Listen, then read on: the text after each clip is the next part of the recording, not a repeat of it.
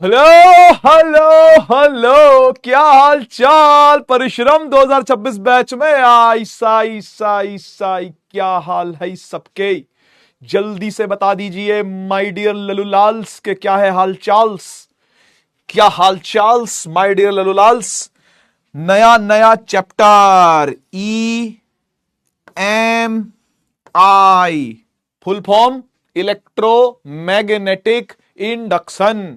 अगर मेरी आवाज सभी तक पहुंच रही है और शकल भी दिखाई पड़ रही है तो कृपया करके आग वाला इमोजी लगा दे, है ना। इतने में हाईलाइट करता हूं इस चैप्टर का नाम क्या है। इस चैप्टर का नाम है एम आई, ठीक है, यानी कि इजी मंथली इंस्टॉलमेंट्स। ठीक, इजी मंथली इंस्टॉलमेंट्स। तो आपने सामान ईएमआई पे खरीदा ही होगा, बस उसी को पढ़ने के लिए आज हम ये चैप्टर स्टार्ट कर रहे हैं, ठीक है। और ये चैप्टर भी वैसे खुद में एक ईएमआई ही है। ईएमआई क्या होती है? छोटा सा टुकड़ा होता है पैसों का, बहुत सारा पैसा का छोटा टुकड़ा इज ईएमआई। तो ये भी छोटा सा टुकड़ा ही है, सच में एक छोटा ही चैप्टर है, कोई बहुत बड़ा चैप्टर ये है नहीं, ठीक है। वही 3 लेक्चर का खेल है, शायद 4 लग जाए, शायद। मैं अभी से मतलब मैं आपको क्या बोलते हैं, आश्वासन नहीं दे सकता कि कितने लेक्चर लगेंगे, लेकिन मेरा टारगेट 3 का रहेगा।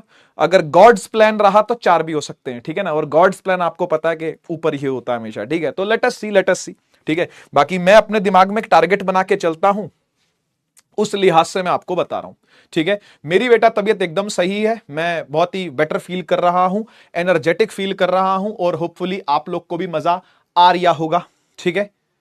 ठीक है sir, in this month we will complete 7 chapters. 16 तारीख हो गई है ना, 8 भी हो सकते हैं। टारगेट लेके चले, टारगेट लेके चलते हैं, बुक 1 खत्म करते हैं इस महीने, है ना। लेकिन मुश्किल लग रही है, बाल नहीं कटवा पाया यार। मंगलवार समझा करो, कल मंगलवार था, फिर सोमवार को सावन का पहला सोमवार था, और संडे सैटरडे पता ही है मैं बिजी बहुत ज्यादा था घर पर यार, है ना। उससे पहले ऑपरेशन वाला सीन, उससे पहले मेरी तबीयत खराब, तो पिछले मंगलवार से लटक रहा है मामला यार, है ना। हाँ, ओम सर का कॉल बेटा आ गया था मुझे, और आरुषि मैडम से भी तुमने कॉल करवा दिया। मतलब तुम भाई बहुत बड़े बुली हो यार, तुम बहुत बुली करते हो, है ना। एक नंबर के बुली लोग हैं यहाँ, है ना। एकदम उनको पढ़ाने नहीं दिया तुमने, ऐसा मैंने सुना। ऐसा मैंने सुना कि तुमने उनको पढ़ाने नहीं दिया, दड़ा दड़ तुम कॉल करवा रहे थे, है ना, कि कॉल कर दो, कॉल कर दो, कॉल कर दो, है, तबीयत पूछो उनकी, है ना। बड़े तेज हो तुम यार, very very fast people, very very fast people you are. हाँ चलिए, अब चैप्टर के बारे में थोड़ी सी और बातें कर लेते हैं, ठीक है। सबसे पहले तो भाई ये ईएमए पढ़ने के लिए आपको पहले से कौन से चैप्टर आने चाहिए। मैं हमेशा से ये बताता हूं कि जब भी कोई चैप्टर हम लोग स्टार्ट करने वाले होते हैं, उससे पहले मैं हमेशा ये बताता हूं कि कौन कौन से चैप्टर लगेंगे आपको ये चैप्टर जानने के लिए। तो मैं आपको साफ साफ बता दूं कि चैप्टर 3 नहीं लगेगा, थोड़ा सा लगेगा, लेकिन बाकी सब लगेंगे, लगभग बाकी सब लगेंगे। यानी मेरे हिसाब से 3 को भी यहां से हटा देना चाहिए। इसको इसको पढ़ने के लिए और पूरा ढंग से पढ़ने के लिए आपका कोई बैकलॉग नहीं होना चाहिए। No backlog should be there, ठीक है। No backlog should be there. सारे चैप्टर क्लियर होने चाहिए आपके इस चैप्टर को पढ़ने के लिए, क्योंकि इसके अंदर आपको सभी चीजें यूज होती मिल जाएंगी, ठीक है। इसमें करंट यूज होता मिल जाएगा, रेजिस्टेंस यूज होती मिल जाएगी, ईएमएफ यूज होती मिल जाएगी, वोल्टेज यूज होती मिल जाएगी, ठीक है। मैग्नेटिक फील्ड यूज होती मिल जाएगी, ठीक है। मैग्नेटिक मोमेंट यूज होती मिल जाएगी, इसमें टॉर्क यूज होती मिल जाएगी, इसमें एनर्जी यूज होती मिल जाएगी। मैं क्या बोलूं, मतलब आपको कोई बैकलॉग नहीं चाहिए अगर आपको ये चैप्टर पढ़ना है तो, ठीक है। साफ बात, साफ बात, ठीक है। बच्चे कह रहे ये अच्छा हुआ सर, कोई तो ऐसा चैप्टर है जिसके लिए मतलब हम तैयार हों। वो बच्चा, ये वो वाला एकदम फुल डिसिप्लिन वाला जो बच्चा है ना, वो खुश होगा। फुल डिसिप्लिन वाला जो बच्चा है वो खुश होगा, ठीक है ना। इसके लिए बेटा सभी चैप्टर आपको आने चाहिए, ठीक है। सारे चैप्टर आपको आने चाहिए अब तक के, ठीक है ना। तो चैप्टर 1 भी लगेगा, 2 भी लगेगा, 3 भी लगेगा, 4 भी लगेगा, 5 भी लगेगा कुछ हद तक, ठीक है। थोड़े थोड़े थोड़े थोड़े कुछ भी लगेंगे, ठीक है। तो जो नो बैकलॉग वाले लोग हैं, जो नो बैकलॉग वाले लोग हैं, वो एक बार फायर इमोजी लगा दें। जिनका अभी तक कोई भी बैकलॉग नहीं है, ऐसे बहुत सारे बच्चे होंगे मुझे पता है भाई, क्योंकि मेरे को सुनने और मेरे को मानने वाले भी तो कुछ लोग हैं ना इस दुनिया में, कि भाई जो मैं बोल रहा हूं कि भाई एक भी दिन कुछ भी नहीं मिस होना चाहिए, बैकलॉग आपका नहीं होना चाहिए, ठीक है। वो वाले लोग भी तो होंगे ना। और वो ज्यादा होंगे मुझे लगता है तादाद में, वो तादाद में ज्यादा होंगे मुझे ऐसा लगता है ना। वो मात्रा में ज्यादा होंगे मुझे सुनने वाले, डिसिप्लिन से चलने वाले। क्योंकि मैंने आपसे सिर्फ एक ही चीज मांगी थी क्लास के स्टार्टिंग डे पर, है ना। जब हमारा ये बैच स्टार्ट हो रहा था उससे स्टार्टिंग डे पर मैंने आपसे एक ही चीज मांगी थी कि भाई डिसिप्लिन्ड रहना है आपने पूरे साल, और ये आपने खुद के लिए रहना है भाई, ठीक है, ये आपने खुद के लिए रहना है, ठीक है। अच्छा बैकलॉग बताओ क्यों होता है, क्या कारण से बैकलॉग होता है? या तो हेल्थ रीजन होगा, चलो ठीक है हेल्थ रीजन है तो मैं मानता हूं, उसके अलावा क्या रीजन होता है? चलो आप खुद बताओ, आप खुद बताओ। बहुत सारे बच्चे यहां पर आग वाला इमोजी लगा रहे हैं, बहुत अच्छा लग रहा है। मुझे कोर रीजन बताना, मतलब कोर रीजन, प्रॉब्लम क्या है, प्रॉब्लम क्या है, क्यों बैकलॉग होता है, क्यों बैकलॉग होता है ना। बहुत सारे बच्चों ने फायर इमोजी लगा दिया, अच्छा लग रहा है देख करके कि इनका बैकलॉग नहीं है, लेकिन मैं बस इतना पूछना चाहता हूं कि बैकलॉग होता क्यों है? हेल्थ के अलावा, हेल्थ के अलावा, हेल्थ तो मुझे पता है, ये तो मैं जानता हूं। Yes yes, indiscipline. हाँ चलिए कुछ लेट ज्वाइनर्स भी होते हैं, लेकिन लेट ज्वाइनर्स की फिर ये मतलब क्या कहते हैं, जिम्मेदारी बनती है कि वो जितनी जल्दी हो सके खत्म करे अपने बैकलॉग को, है ना। हाँ लेजीनेस, देखो बच्चे लिख रहे हैं लेजीनेस होता है ना। भाई स्कूल रीजन मत दो, स्कूल सब जाते हैं भाई, स्कूल सब लोग जाते हैं, क्या वो लोग स्कूल नहीं जाते जिनका बैकलॉग नहीं है? कोर रीजन बताओ भाई, कोर रीजन पता है क्या है? कोर रीजन है आपकी कामचोरी, मक्कारी बोलते हैं जिसको, ठीक है। और ये कोई बुरी चीज नहीं है, मतलब वैसे बुरी चीज है, मक्कार होना कोई अच्छी बात नहीं है, लेकिन हां ये ठीक करी जा सकती है, ये ठीक करी जा सकती है। देखो डिस्ट्रैक्शन लिख रहे हैं बच्चे, है ना।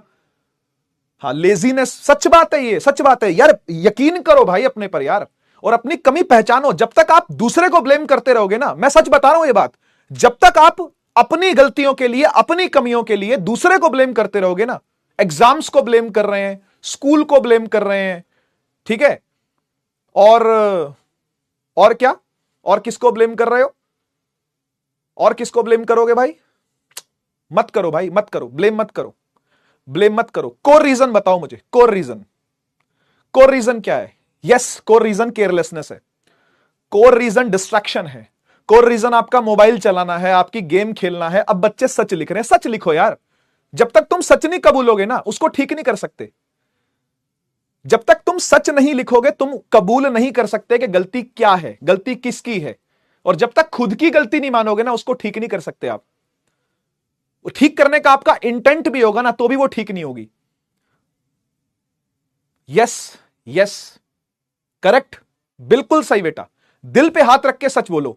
और मुझे अच्छा लग रहा है बच्चे सच बोल रहे हैं, मुझे अच्छा लग रहा है बच्चे सच बोल रहे हैं। अब मैं आपको एक बात बताता हूं, ये जो लेजीनेस है या जो काम चोरी है, ये जो मक्कारी है, जो आप अपने काम से भटक के कुछ और करने लगते हो, आपको भी पता आपके लिए क्या जरूरी है, नहीं पता क्या? एक 12वीं क्लास का बच्चा जिसके लिए आखिरी साल है जान लगाने का, मैं हमेशा लिख के लाता हूं ना, हमेशा लिख के लाता हूं, एंड में आज भी लिख के लाया हूं, देख हमेशा लिख के लाता हूं ना, आखिरी साल है जान लगा दे। क्यों लिखता हूं ये मैं?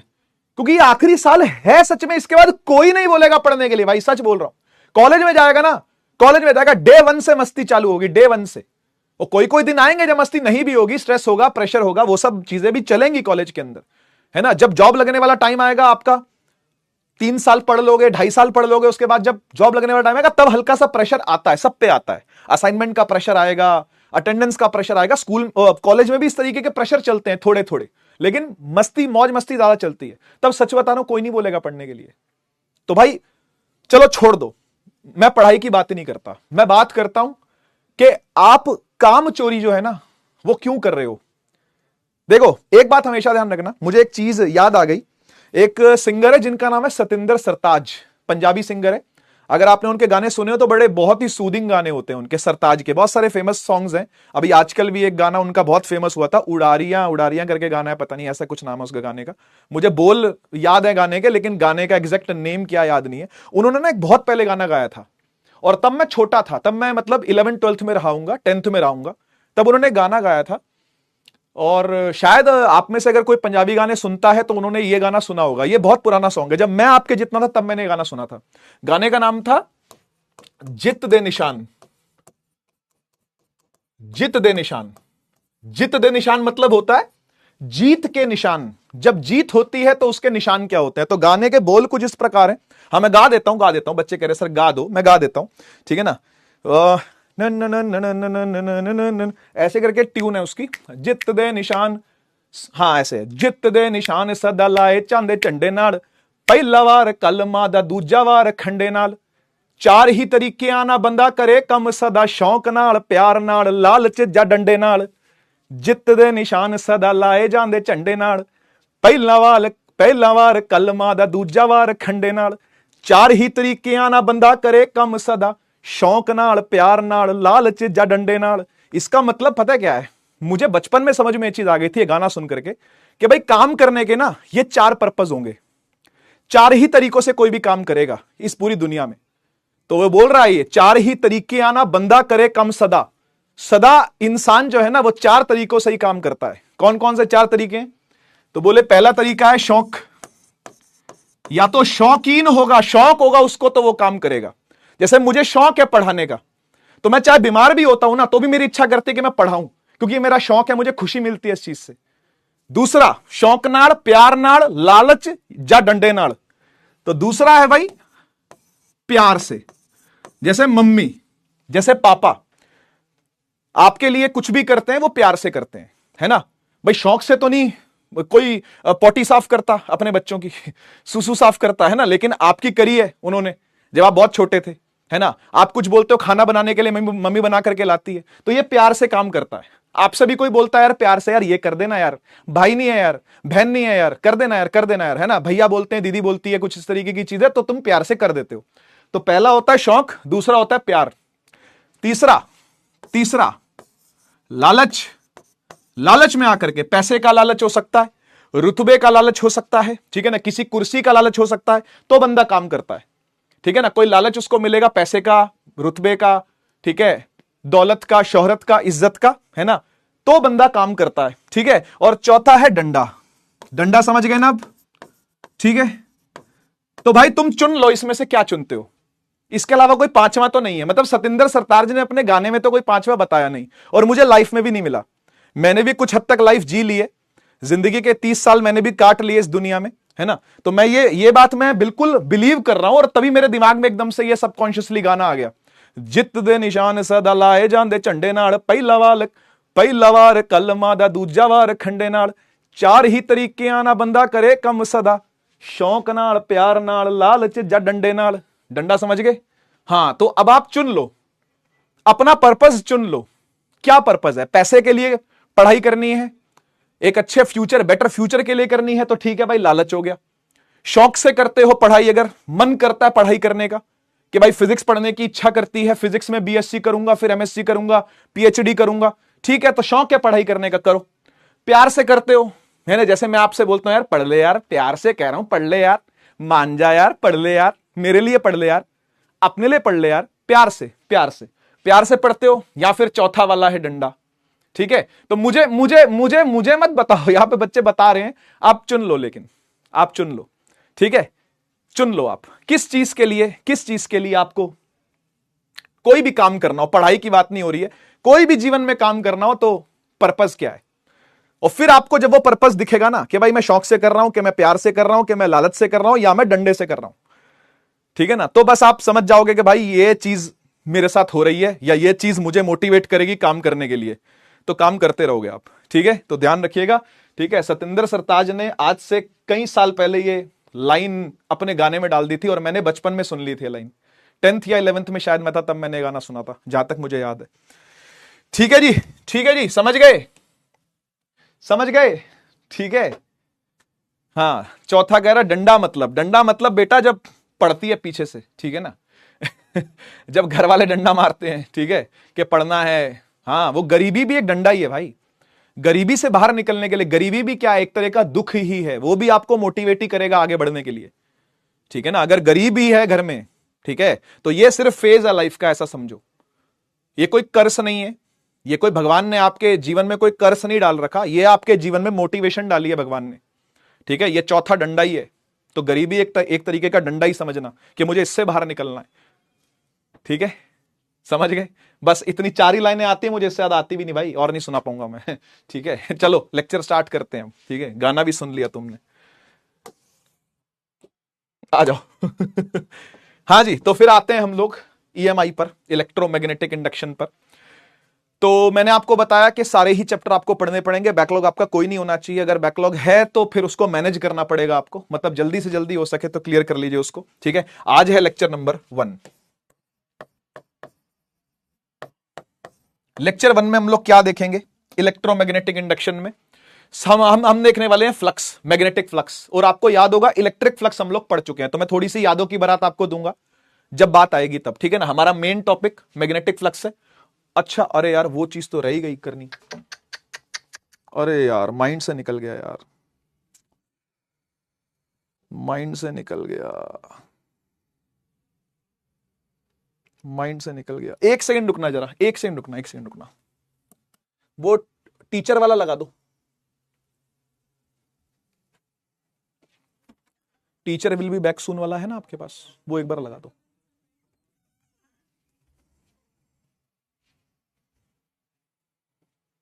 एक मिनट बेटा, एक मिनट, ठीक है ना, आया मैं।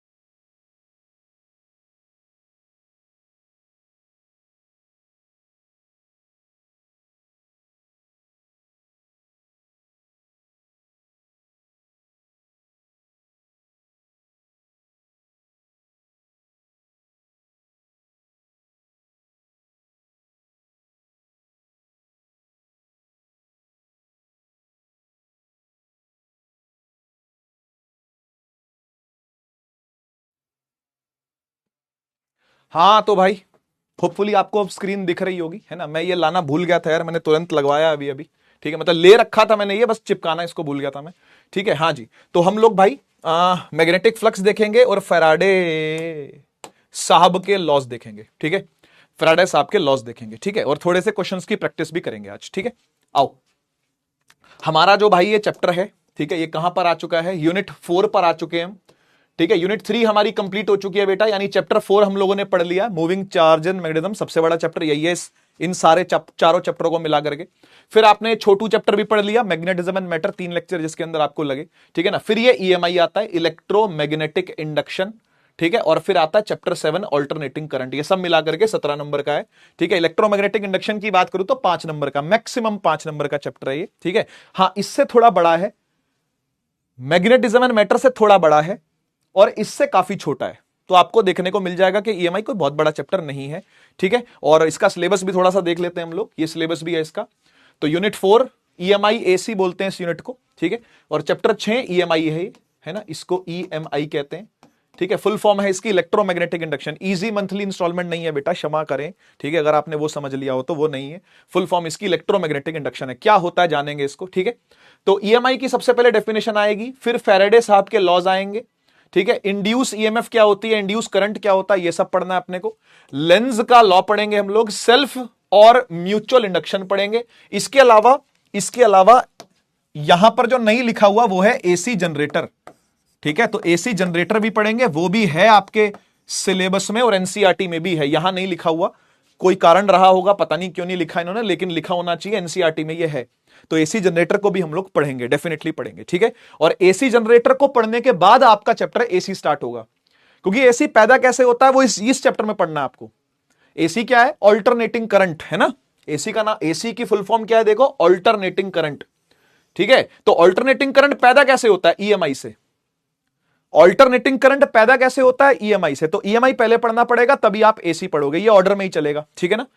तो ईएमआई के एंड में हम लोग एसी जनरेटर पढ़ेंगे, और एसी जनरेटर कैसे एसी को जनरेट करता है वो पढ़ेंगे। और फिर एसी एक बार पैदा हो गया, एसी कौन सा? वो ठंडा करने वाला एसी नहीं बेटा, ऑल्टरनेटिंग करंट है ये एसी, ठीक है ना, पढ़ेंगे इसको। तो ये अगला चैप्टर आता है फिर हमारा, समझ गए ना। तो इसको पढ़ने के बाद ये पढ़ना पड़ेगा, और एसी जनरेटर इसका लास्ट टॉपिक बनता है, ठीक है। होपफुली 3 लेक्चर मैं लेकर के चल रहा हूं, हो सकता है 4 भी लग जाएं, अभी मुझे कोई आइडिया नहीं है। पढ़ेंगे तब बात करेंगे इसकी, ठीक है। चलिए शुरू करते हैं फिर आज की कहानी, ठीक है। सबसे पहले आते हैं थोड़ी सी इतिहास की बातों पर, क्योंकि ये चैप्टर काफी कुछ इतिहास से मिलता जुलता है। एक सेकंड में फोन साइलेंट कर लूं। ये काफी कुछ इतिहास से मिलता जुलता है भाई, मतलब इतिहास की बहुत सारी चीजें यहां पर सीधी सीधी यूज होती है, ठीक है ना, सीधी सीधी यूज होती है। इतिहास की बहुत सारी बातें यहां पर सीधी सीधी यूज होती है। चलिए थोड़ा सा इंट्रोडक्शन देख लेते हैं, सारी लाइनें एनसीईआरटी की हैं। शुरू करते हैं कहानी। लिखा हुआ सबसे पहले कि एम्पियर और साइंटिस्ट लोगों ने इस्टेब्लिश किया ये फैक्ट। कौन सा फैक्ट इस्टेब्लिश किया? कि इलेक्ट्रिसिटी और मैग्नेटिज्म आर इंटर रिलेटेड। तो ये चीज तो अपने को पता चल चुकी है। ऑयस्टिड का एक्सपेरिमेंट याद करो, जब वो स्टूडेंट्स को साथ ले गया था, बगल में मैग्नेटिक कंपास रखी रह गई थी और वो ऐसे ऐसे हिलना चालू हो गई। कब? जब करंट चलने लगा। तो इससे यह पता चला कि भाई चलते चार्ज जो होते हैं वो मैग्नेटिज्म प्रोड्यूस करते हैं। इलेक्ट्रिसिटी मैग्नेटिज्म प्रोड्यूस करती है, दोनों में लिंक है, दोनों में लिंक है, दोनों में कुछ जुड़ाव है। मैग्नेटिज्म इलेक्ट्रिसिटी अलग नहीं है, कुछ ना कुछ आपस में इनके मतलब कुछ तो लेना देना है इनका, है ना। They found that moving electric charges, चलते electric charges magnetic field produce करते हैं। वेरी इंपॉर्टेंट लाइन है ये वेरी इंपॉर्टेंट लाइन है और आधार है ये आधार है इलेक्ट्रोमैग्नेटिज्म का। ये जो लाइन है ना, ये आधार है। आधार का मतलब होता है बेसिस, ठीक है ना। ये बेसिस है इस बात का कि इलेक्ट्रोमैग्नेटिज्म नाम की चीज इस दुनिया में है, क्योंकि चलते चार्ज मैग्नेटिज्म प्रोड्यूस कर रहे हैं। तो अब दिमाग में ये आया लोगों के, यार जब चलते चार्ज मैग्नेटिज्म प्रोड्यूस कर सकते हैं, तो क्या इसका उल्टा भी पॉसिबल है? क्या चलते मैग्नेट करंट पैदा कर सकते हैं? भाई चलते चार्ज मैग्नेटिक फील्ड प्रोड्यूस कर सकते हैं, क्या चलते मैग्नेट्स इलेक्ट्रिक फील्ड प्रोड्यूस कर सकते हैं क्या? तो क्या इसका कन्वर्स भी पॉसिबल है क्या? तो ऐसा दिमाग चलने लगा साइंटिस्ट लोगों का। एम्पियर का तो नहीं चला, लेकिन एम्पियर के बाद वालों का जरूर चला। बात समझ में आई ना, कि भाई चलते चार्ज यानी करंट, चलते चार्ज का मतलब क्या होता है? करंट मैग्नेटिज्म को जन्म दे सकता है। ये हमने पढ़ लिया, 2 चैप्टर मिला के बात पढ़ी है हमने। तो अब बात यह होगी कि यार जैसे चलते चार्ज मैग्नेटिज्म प्रोड्यूस कर सकते हैं, क्या चलते मैग्नेट करंट पैदा कर सकते हैं? क्या मूविंग मैग्नेट्स इलेक्ट्रिसिटी प्रोड्यूस कर सकते हैं क्या? तो यह बात हम लोग पढ़ेंगे इस चैप्टर के अंदर कि इसका उल्टा ही पॉसिबल है क्या। तो this EMI stands just against जो अब तक कुछ भी पढ़ा है अपन ने। अब तक जो भी हमने चीजें पढ़ी है उसका उल्टी चीजों को भी यह बताएगा। ईएमआई ये वाला जो चैप्टर है ये उल्टी बातें करेगा। ये चलते मैग्नेट्स देखने को मिलेंगे आपको, दौड़ते हुए मैग्नेट, बार मैग्नेट दौड़ता हुआ आएगा, ऐसी चीजें आपको देखने को मिलेंगी इस चैप्टर के अंदर, ठीक है। तो ये लिखा हुआ मूविंग इलेक्ट्रिक चार्ज जैसे मैग्नेटिक फील्ड प्रोड्यूस करता है ना। यहां फॉर एग्जांपल भी दिया हुआ, देखो एक इलेक्ट्रिक करंट डिफ्लेक्ट करता है मैग्नेटिक कंपास को, पता है ना। एक इलेक्ट्रिक करंट मैग्नेटिक कंपास को डिफ्लेक्ट करता है, जो उसकी विसिनिटी में, विसिनिटी का मतलब होता है इलाका, विसिनिटी का मतलब होता है इलाका, इलाके में रखी मैग्नेटिक कंपास की सुई को डिफ्लेक्ट कर देता है। मतलब चलते चार्ज मैग्नेटिज्म प्रोड्यूस करते हैं। आगे नेक्स्ट पैराग्राफ देखो, कह रहा this naturally raises the questions, ऐसे भी सवाल नेचुरली पैदा करता है ये, क्या कि is the converse effect possible? क्या कन्वर्स इफेक्ट भी हो सकता है? क्या इसका उल्टा भी हो सकता है क्या? सवाल आया। Can moving magnets produce electric current? देखो वही जो मैं आपसे कह रहा था, क्या चलते मैग्नेट भी, है ना, क्या चलते मैग्नेट भी करंट पैदा कर सकते हैं क्या? क्या चलते मैग्नेट भी करंट पैदा कर सकते हैं क्या? तो एक क्यूरियोसिटी मन में जन्म लेती है।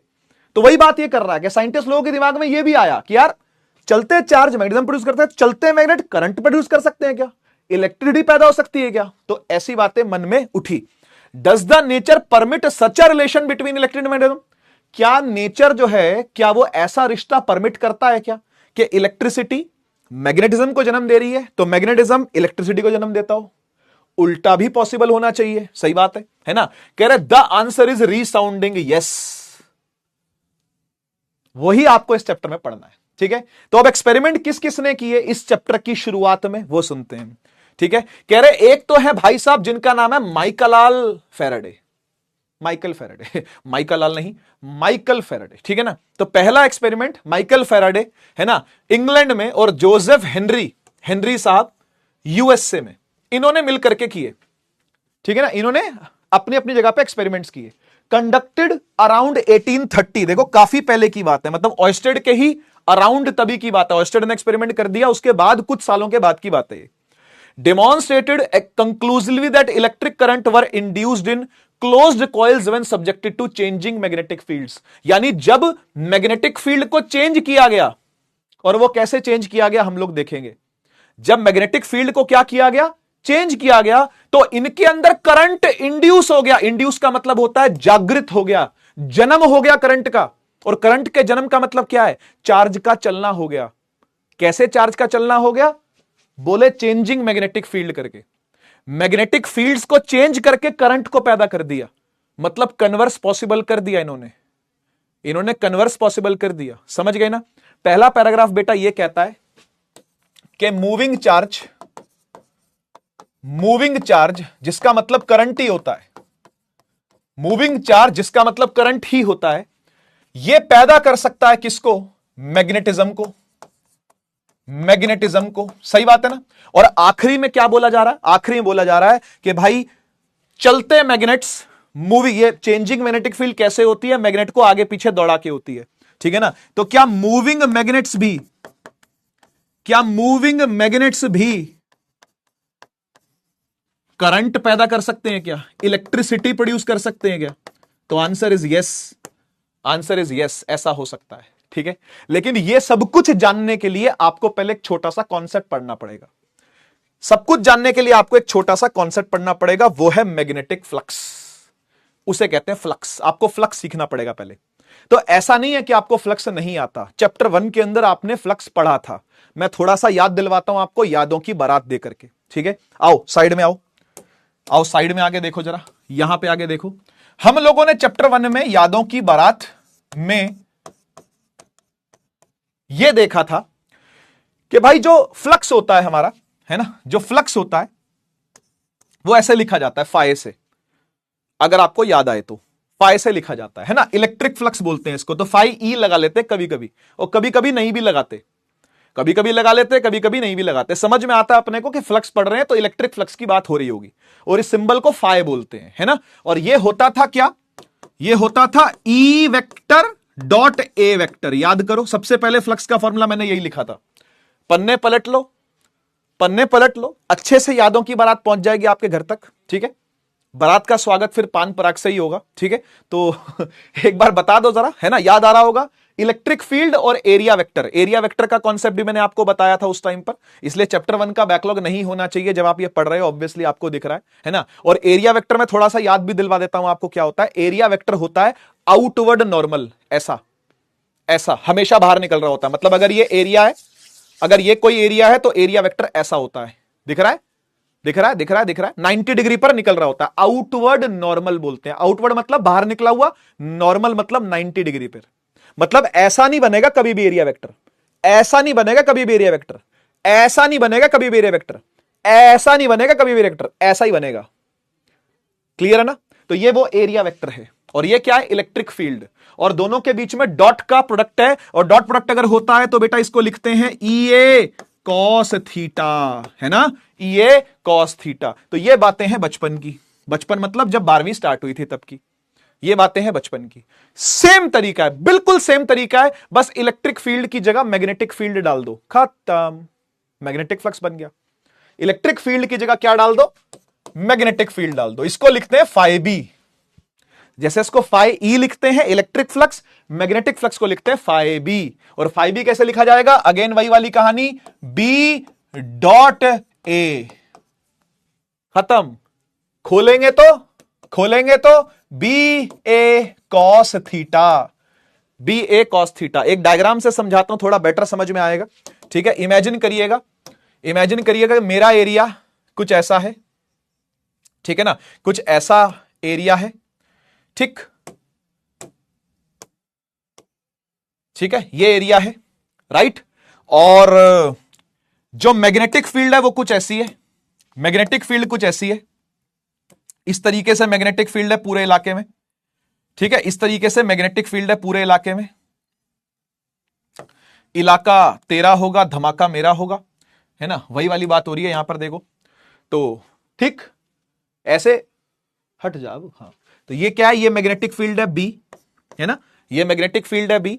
और इस एरिया का एरिया वेक्टर कैसा होगा, तो देखो ये एरिया ऐसे खड़ा है, ऐसे थोड़ा सा तिरछा है, ये ऐसा नहीं है, ऐसा नहीं है, ऐसा है ये, ठीक है। तो आप एरिया वेक्टर जब दिखाओगे तो ऐसे दिखाओगे, ऐसे बाहर निकला हुआ इस तरीके से, है ना, इससे परपेंडिकुलर होगा, इस सरफेस से। एक मिनट, इसका कलर व्हाइट ही रखता हूं ताकि आपको फील आए कि किसकी बात हो रही है, ठीक है ना। इससे 90 डिग्री ही आएगा ये, ठीक है, इससे तो 90 डिग्री बाहर निकल रहा होगा, ऐसे ऐसे है ये, समझिएगा बेटा, ऐसे ऐसे, समझ गए ना, है ना। इसको एक लूप समझना या कोई एरिया समझो, ऐसे ही, ये मेरे हाथ का कुछ एरिया होगा ना भाई, तो आप ये एरिया समझो, ठीक है। और इसको ऐसे रखा हुआ है ना, और फील्ड ऐसे निकल रही है, ऐसे, ये ऐसे है और फील्ड ऐसे निकल रही है सीधी। तो कुछ एंगल है ना, कुछ एंगल दिख रहा है आपको, मुझे तो दिख रहा है, मुझे तो दिख रहा है, ये देखो थीटा दिखा, बी और ए, बी और ए, बी और ए बोले तो एरिया वेक्टर, बी बोले तो मैग्नेटिक फील्ड। क्या उनके बीच का थीटा दिख रहा? हां सर दिख रहा।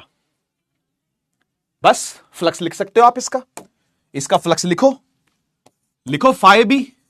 कैसे लिखोगे सर? बी डॉट ए लिखेंगे, बोले तो sir B A cos theta लिखेंगे, एकदम बढ़िया, कोई दिक्कत नहीं। बी की वैल्यू कुछ होगी रख देना, ए की वैल्यू कुछ होगी रख देना, थीटा की वैल्यू कुछ होगी पुट कर देना, बात खत्म हो गई, ठीक, समझ गए। तो ये है जी फॉर्मूला, फ्लक्स का, ठीक। अच्छा, अब बात ये करते हैं कि मैक्सिमाइज कब करेगा फ्लक्स, मिनिमाइज कब करेगा फ्लक्स। फ्लक्स मैक्सिमा कब होगा, मतलब मैक्सिमम वैल्यू कब आएगी फ्लक्स की, और मिनिमम वैल्यू कब आएगी। तो देखो फ्लक्स का मीनिंग समझो क्या है, फ्लक्स का मीनिंग समझो पहले क्या, और यही मीनिंग आपको चैप्टर 1 में भी बताया गया था, लेकिन कोई बात नहीं, दोबारा से समझो। लिखा क्या, एक बार साथ साथ पढ़ो मेरे। It measures the number of magnetic field lines passing through a given area. किसी गिवन एरिया को चीर फाड़ होनी पड़ती है इसमें। फ्लक्स सीखना है तो चीर फाड़ सोचना कि किसी एरिया को कितनी फील्ड चीर रही है, ऐसे चीरेगी ना। ये अब एरिया वेक्टर मत समझना, एरिया वेक्टर तो इसका होगा, है ना। तो कितनी लाइनें इसको चीर रही हैं, कितनी लाइनें मैग्नेटिक फील्ड की इसको चीर रही हैं। मान लो ये मेरी उंगलियां मैग्नेटिक फील्ड है, तो कितनी चीर के इसके आर पार निकल रही हैं ऐसे, वो फ्लक्स में कैलकुलेट होंगी, वो फ्लक्स में काउंट होंगी। और अगर ना चीर पाए तो भाई, ना चीर पाए तो सर वो कैसे होगा, अरे ऐसे हो सकता है, देख, मान ले एरिया ऐसे रखा हुआ है, मान ले एरिया ऐसे लेटा दिया, तो अब फील्ड लाइन कैसे निकलेगी, ऐसे निकलेगी। क्या चीर पा रही है उसको, क्या चीर पा रही है, नहीं, ऐसे चीरने का कोई मतलब नहीं, एरिया के थ्रू चीरे, एरिया के थ्रू चीरना पड़ेगा, आर पार। जैसे सुई धागे से बटन सीते हैं ना, तो बटन के अंदर सुई का धागा घुसाते हैं, सुई और धागा दोनों घुसते हैं, फिर घूम करके आता है, फिर घुसता है, फिर घूम के आता है, फिर घुसता है, वो है फ्लक्स। समझ में आया फ्लक्स क्या है। तो कितनी लाइनें घुस रही हैं उसे कैलकुलेट कर रहे हैं, तो एक तरीके से, ठीक है ना। It measure the number of field lines passing through a given area, कितना एरिया को चीर फाड़ के निकल रही है, समझ गए, कितना एरिया को चीर फाड़ के निकल रही है। जैसे यहां पर देखे तो एक ये लाइन चीर रही है, एक ये लाइन चीर रही है, एक ये लाइन चीर रही है, ये वाली नहीं चीर पा रही तो ये कैलकुलेशन में नहीं आएगी, ये वाली भी नहीं चीर पा रही तो ये भी कैलकुलेशन में नहीं आएगी। तो 5 में से 3 लाइनें चीर रही हैं, 2 लाइनें नहीं चीर रही हैं, ऐसा बोल सकते हो आप, मतलब समझने के लिए। ये समझ बनाने वाली बात हो गई, ठीक है ना। बाकी बी डालो, ए डालो, एंगल डालो, कॉस का आपको आंसर मिल जाएगा, ठीक है। अच्छा, अब मुझे ये बताओ, अगर मैं आपसे बोलूं कि भाई इस फ्लक्स को मैक्सिमाइज करो, मैक्सिमम फ्लक्स कैसे बनेगा, मैक्सिमम फ्लक्स कैसे बनेगा। और बात करते हैं फिर मिनिमम फ्लक्स की भी। मिनिमम फ्लक्स कैसे बनेगा? तो क्या लगता है आपको, क्या लगता है? मुझे ज्यादा से ज्यादा लाइनें घुसानी है भाई, ज्यादा से ज्यादा लाइनें घुसानी है। तो मैं क्या करूंगा? तो मैं ये करूंगा कि भाई मैं इसको ना ऐसे रखूंगा, ऐसे रखूंगा, ताकि जितनी हो सके उतनी लाइनें पास हो पाए, है ना। अभी भी देखो ये वाली थोड़ी थोड़ी चीर रही है, कोने कोने वाली थोड़ी थोड़ी चीर रही है ना। लेकिन सोचो अगर मैंने इसको ऐसे रख दिया तो, देखियो जरा, देखो जरा, ऐसे रख दिया तो, ऐसे रख दिया तो ये ऐसे है बेटा, कोई भी नहीं चीर पाएगी। देखो ना, फील्ड लाइन ऊपर से निकल गई छू के और नीचे से निकल गई छू के, ऐसे, समझ रहे हो? ये हो रहा है, ये होना चाहिए, ये छेद, छेद होके आर पार निकले। यहां पे कोई छेद होके आर पार निकले, ये तो ऊपर से स्लाइड करते जा रही है। जब आप ऐसे रखोगे ना, ये ऊपर से स्लाइड करते जाएगी इसके। तो ये फील है फ्लक्स की। फ्लक्स की पहले फील ले लो। फ्लक्स की फील ले लोगे ना जब आप, कि चीरना पड़ेगा भाई लाइनों को, मैग्नेटिक फील्ड लाइंस को एरिया चीरना पड़ेगा, चीर फाड़ के दूसरी तरफ निकलना पड़ेगा, तो वो फ्लक्स में कैलकुलेट होगा। आया कि नहीं आया? समझ गए? ठीक है। अच्छा, अब मैं जरा एग्जांपल ले लेता हूं। ये अभी इसको ऐसे ही छोड़ते हैं, जनरल एग्जांपल है ये, है ना। नया एग्जांपल उठाता हूं, नया एग्जांपल उठाता हूं। मान ले बेटा हमारा जो एरिया है, इसी की कॉपी बना लूं, है ना, इसी की कॉपी बना लेते हैं। मान ले बेटा जो हमारा एरिया है, ठीक है, मैक्सिमम फ्लक्स के केस में वो ऐसा होगा। घूम जा यार, क्या हो गया, क्या हो गया, बुरा क्यों माना हुआ यार, क्या हो गया इसको? जादू जादू आज धरती से गगन का, फूलों से चमन का, सितारों से हो रहा मिलन, जादू। हाँ देखो भाई, एक बार मैंने फील्ड में एरिया ऐसे रख दिया और दूसरी बार फील्ड में मैंने एरिया ऐसे रख दिया, यू लेटा के। एक बार ऐसे है, एक बार ऐसे है। देख दोनों कंडीशंस देख ले बेटा, एक बार एरिया ऐसे, एक बार एरिया ऐसे, ऐसे ऐसे। तेरी तरफ से दिखाऊं, तेरी तरफ से दिखाऊं, एक बार ऐसे, एक बार ऐसे, एक बार ऐसे, एक बार ऐसे, है ना, एक बार ऐसे, एक बार ऐसे। जब ऐसे है, फुल चीर फाड़ होगी, फुल चीर फाड़। देख फुल चीर फाड़ हो रही है कि नहीं हो रही? यहां से भी निकलेगा फाड़ के, यहां से भी निकलेगा फाड़ के, यहां से भी निकलेगा तो फाड़ देगा, समझ गए ना। चीर फाड़ फुल होगी। और ऐसे लेटा हो तो चीर ही नहीं पाएगा, नीचे से निकल गया, साइड से निकल गया, ऊपर से निकल गया, स्लाइड करके निकलेगी। तो इस केस में स्लाइडिंग होगी, समझ रहे हो ना। इस केस में अगर मैग्नेटिक फील्ड निकलेगी तो बेचारी ऐसे निकलेगी, स्लाइड होती हुई। क्या कहते हो, हाँ या ना? और इस केस में क्या होगा, इस केस में क्या होगा, चीर फाड़ पूरी होगी, पूरा चीर फाड़ के निकलेगी यहां से, समझ रहे हो ना। इधर से देखो, यहां यहां यहां चीर फाड़ के आर पार जा रही है, ये ऐसा ही हो रहा है ना, ठीक है। अच्छा, दूसरी बात एरिया वेक्टर की कर लेते हैं। एरिया वेक्टर कैसा होगा? तो भाई एरिया वेक्टर हमेशा ऐसा होता है ना, आउटवर्ड नॉर्मल बाहर को निकल रहा होता है, या फिर मैग्नेटिक फील्ड के साथ थीटा बना रहा होता है, अक्यूट। ये दो ही तरीकों से एरिया वेक्टर की डायरेक्शन देखी जाती है ना। अब ये 2D फिगर है तो हम ये मान लेते हैं कि अक्यूट एंगल बनना चाहिए, ठीक है जी। तो इसलिए मैं एरिया वेक्टर को भी ऐसे ही दिखा रहा हूं, ऐसे ही होगा ना एरिया वेक्टर भी। देख देख, ऐसा एरिया वेक्टर होगा, है ना, या फिर ऐसा एरिया वेक्टर है, या तो ऐसे है या ऐसे है, या तो ऐसे है या ऐसे है, या तो ऐसे है या ऐसे है, समझ रहा है, समझ रहा ना। तो ये एरिया वेक्टर ऐसा होगा, देख ऐसा, इसका एरिया वेक्टर ऐसे निकल रहा होगा। क्या फील आ रही है, क्या फील कर पा रहे हो, है ना। कंसंट्रेशन के साथ जरा फीलिंग लो, कंसंट्रेशन के साथ जरा फीलिंग लो, इसकी एरिया वेक्टर इसका ऐसे होगा। और बी माने मैग्नेटिक फील्ड वेक्टर ऐसा होगा, यहां पर ऐसा होगा। मुझे फटाफट से बताओ फर्क क्या है, फर्क क्या है दोनों में, फर्क क्या है दोनों में? सर फर्क ही फर्क है, फर्क ही फर्क है। यहां पे एंगल दोनों के बीच में शून्य है, जीरो। बी भी इसी तरफ है, ए भी इसी तरफ है। यहां पर बी इस तरफ है, ए ऊपर की तरफ है। 90 डिग्री का एंगल बन रहा है वहां, है ना, 90 डिग्री का एंगल बन रहा यहां पर, और यहां पर तो सर जी दोनों पैरेलल है तो 0 डिग्री का एंगल बन रहा। चल बेटा फ्लक्स निकाल के दिखा, फिर फ्लक्स निकाला तो वो आया बी ए कॉस 0 डिग्री। यहां का फ्लक्स निकाला तो आया बी ए कॉस 90 डिग्री, और कॉस 90 होता है 0, कॉस 90 0, यानी फ्लक्स मिनिमम कितना आएगा बेटा, 0 आएगा। और फ्लक्स मैक्सिमम कितना आएगा, मैक्सिमम कितना आएगा, तो cos 0 1 होता है BA, इससे ज्यादा फ्लक्स कभी नहीं हो सकता। नोट कर लीजिएगा, maximum flux is BA, minimum flux is 0, maximum flux is BA, minimum flux is 0, maximum flux is BA, minimum flux is 0। याद रहेगी ये बात, ठीक है। ये सब यादों की बारात ही है भाई, मैं आपको सच बताऊं तो ये सब कहानी इलेक्ट्रिक फ्लक्स के टाइम पर भी बताई थी मैंने। हजम करो फटाफट से, जल्दी से। कुछ बच्चे साथ साथ नोट करते हैं, चाहे तो कर सकते हैं। हाय राम, ठीक है, करो। दिल को हजार बार,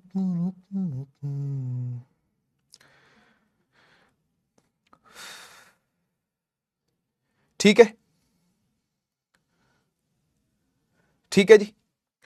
कुछ यूनिट्स पर भी आ जाते हैं बेटा, है ना, कुछ यूनिट्स पर भी आ जाते हैं। यूनिट्स की बात भी कर लेता हूं, कहां करूं, इधर करता हूं, डब्बा बंद करके। यहां जाओ साइड में, यहां जाओ साइड में। कुछ यूनिट्स की बातें भी कर लेते हैं। SI यूनिट्स, SI यूनिट, हां जी, फ्लक्स की SI यूनिट की बात हो रही है, फ्लक्स की SI यूनिट की बात हो रही है। ठीक, मुझे बताओ फ्लक्स किस किस चीज से मिलकर बना है, किस किस चीज से मिलकर बना है? सर एक तो बी है, बी बोले तो मैग्नेटिक फील्ड, तो टेस्ला हो गया। SI यूनिट क्या हो गई बेटा इसकी, टेस्ला, ठीक है। साथ में क्या है, ए बोले तो एरिया, एरिया यानी मीटर स्क्वायर, है ना, तो टेस्ला मीटर स्क्वायर, बस यही है, ठीक है। तो टेस्ला मीटर स्क्वायर्ड, है ना, जिसको आप TM की पावर 2 ऐसे भी लिख सकते हो। Tesla metre square, tesla metre का स्क्वायर, ठीक है ना, ठीक है जी, tesla metre square. Okay okay, ठीक ठीक। अच्छा, एक CGS यूनिट भी होती है इसकी, वो भी इंपॉर्टेंट है। CGS यूनिट भी होती है बेटा इसकी, ठीक है, ये भी इंपॉर्टेंट है, CGS यूनिट, ठीक है ना। और ये CGS यूनिट होती है मैक्सवेल, ठीक है, मैक्सवेल, मैक्सवेल, हां, ये मैक्सवेल वो नहीं है भाई जो अपने आगे बॉलरों को टिकने नहीं देता, वो ऑस्ट्रेलिया वाले मैक्सवेल की बात नहीं हो रही, ठीक है। तो ये CGS यूनिट है इसकी, मैक्सवेल, है ना। तो ये वो है राइट हैंड मैक्सवेल वाला बंदा है ये, है ना, मैक्सवेल्स राइट हैंड रूल पढ़ा है ना भाई, हाँ, तो वही वाला है ये मैक्सवेल्स, ठीक है। और आपको एक बात बताता हूं, ये जो टेस्ला मीटर स्क्वायर है ना, इसको वेबर बुलाते हैं, वेबर, वेबर, वेबर को लिखते हैं WB, ठीक है। तो कोई आपसे पूछे SI यूनिट क्या है, तो आपने वेबर पढ़ना है, आपने बोलना है वेबर है, ठीक है, वेबर। टेस्ला मीटर स्क्वायर को ही वेबर बोलते हैं, TM स्क्वायर का नाम ही वेबर है। तो कभी कभी पता है, आपने देखा भी होगा कि मैग्नेटिक फील्ड को वेबर पर मीटर स्क्वायर लिखा हुआ था। याद करो, याद करो, जो B थी, जो मैग्नेटिक फील्ड थी, है ना, उसकी unit weber per metre square. देखो ना, ये मीटर स्क्वायर नीचे चला गया, टेस्ला यहीं रह गया, इसका मीटर स्क्वायर वेबर के नीचे चला गया, तो वेबर पर मीटर स्क्वायर ये यूनिट है B की, मैग्नेटिक फील्ड की यूनिट भी है वेबर पर मीटर स्क्वायर, वो यहीं से आई है, वो यहीं से बनी है, ठीक है ना। एक क्वेश्चन में था, मुझे ध्यान है, मैंने आपको बताया भी था कि मैग्नेटिक फील्ड की यूनिट टेस्ला में भी दी जाती है और वेबर पर मीटर स्क्वायर में भी दी जाती है, ठीक है। और SI यूनिट तो वेबर हो गई, ठीक है, और CGS यूनिट इसकी क्या है, मैक्सवेल है। तो मैक्सवेल आप चाहो तो वैसे भी निकाल सकते हो, लेकिन छोटी यूनिट है, तो मैं आपको बता ही देता हूं कि भाई एक वेबर जो होता है वो 10 की पावर 8 मैक्सवेल के बराबर होता है, ठीक है। 1 weber equals 10 to the power 8 maxwell, ठीक है ना। ज्यादा यूज नहीं है, लेकिन फिर भी आपको पता होना चाहिए, ठीक है, ज्यादा यूज नहीं है, लेकिन फिर भी आपको पता होना चाहिए। क्या क्या चीजें अब आपको पता होनी चाहिए, सुन लो, ठीक है। तो एक तो टेस्ला मीटर स्क्वायर, ठीक है, और इसी को वेबर बोलते हैं, यह पता होना चाहिए आपको, ठीक है। मैग्नेटिक फील्ड की unit weber per metre square भी लिखी जा सकती है, और एक वेबर जो है वो 10 की पावर 8 मैक्सवेल के बराबर है, ठीक है ना। बस इतनी बातें आप जान लो, इससे ज्यादा आपको जानने की जरूरत यूनिट के बारे में तो नहीं है, ठीक है। और डायमेंशन भी चाहे तो आप निकाल सकते हैं, इसका डायमेंशनल फॉर्मूला पूछ सकता है, ठीक है ना, तो निकाल सकते हो, उसमें मुझे लगता नहीं कोई दिक्कत होगी, ठीक है, सही है, बढ़िया। आइए फ्लक्स कैलकुलेट करने के कुछ और एग्जांपल भी आपको देता हूं, ठीक है। सपोज करना कि ये कोई एरिया है, ठीक है, ठीक है, ये कोई एरिया है, एरिया में रंग फिल करके थोड़ी सी फील ले लेते हैं, ठीक है ना, थोड़ी सी फील ले लेते हैं, ठीक है ना। तो एरिया है, ओके, बढ़िया। और ये एरिया वेक्टर होगा, ऐसे ही बना देता हूं, है ना, ये एरिया वेक्टर होगा, ठीक। और सपोज करो कि आपको बी ऐसे दिया हुआ है, ठीक है ना, ये बी है मैग्नेटिक फील्ड। और इस बार क्या कर रखा है, इस बार क्या कर रखा है,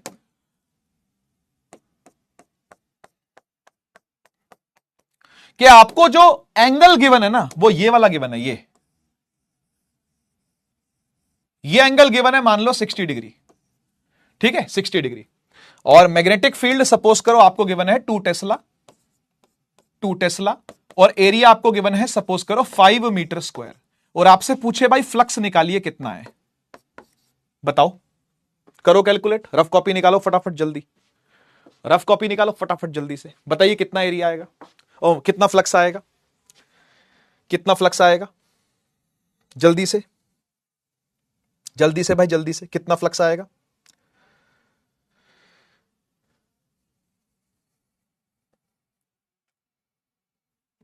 कितना फ्लक्स आएगा सर, फ्लक्स होता है B vector dot A vector, खोलेंगे तो आएगा sir B A cos theta.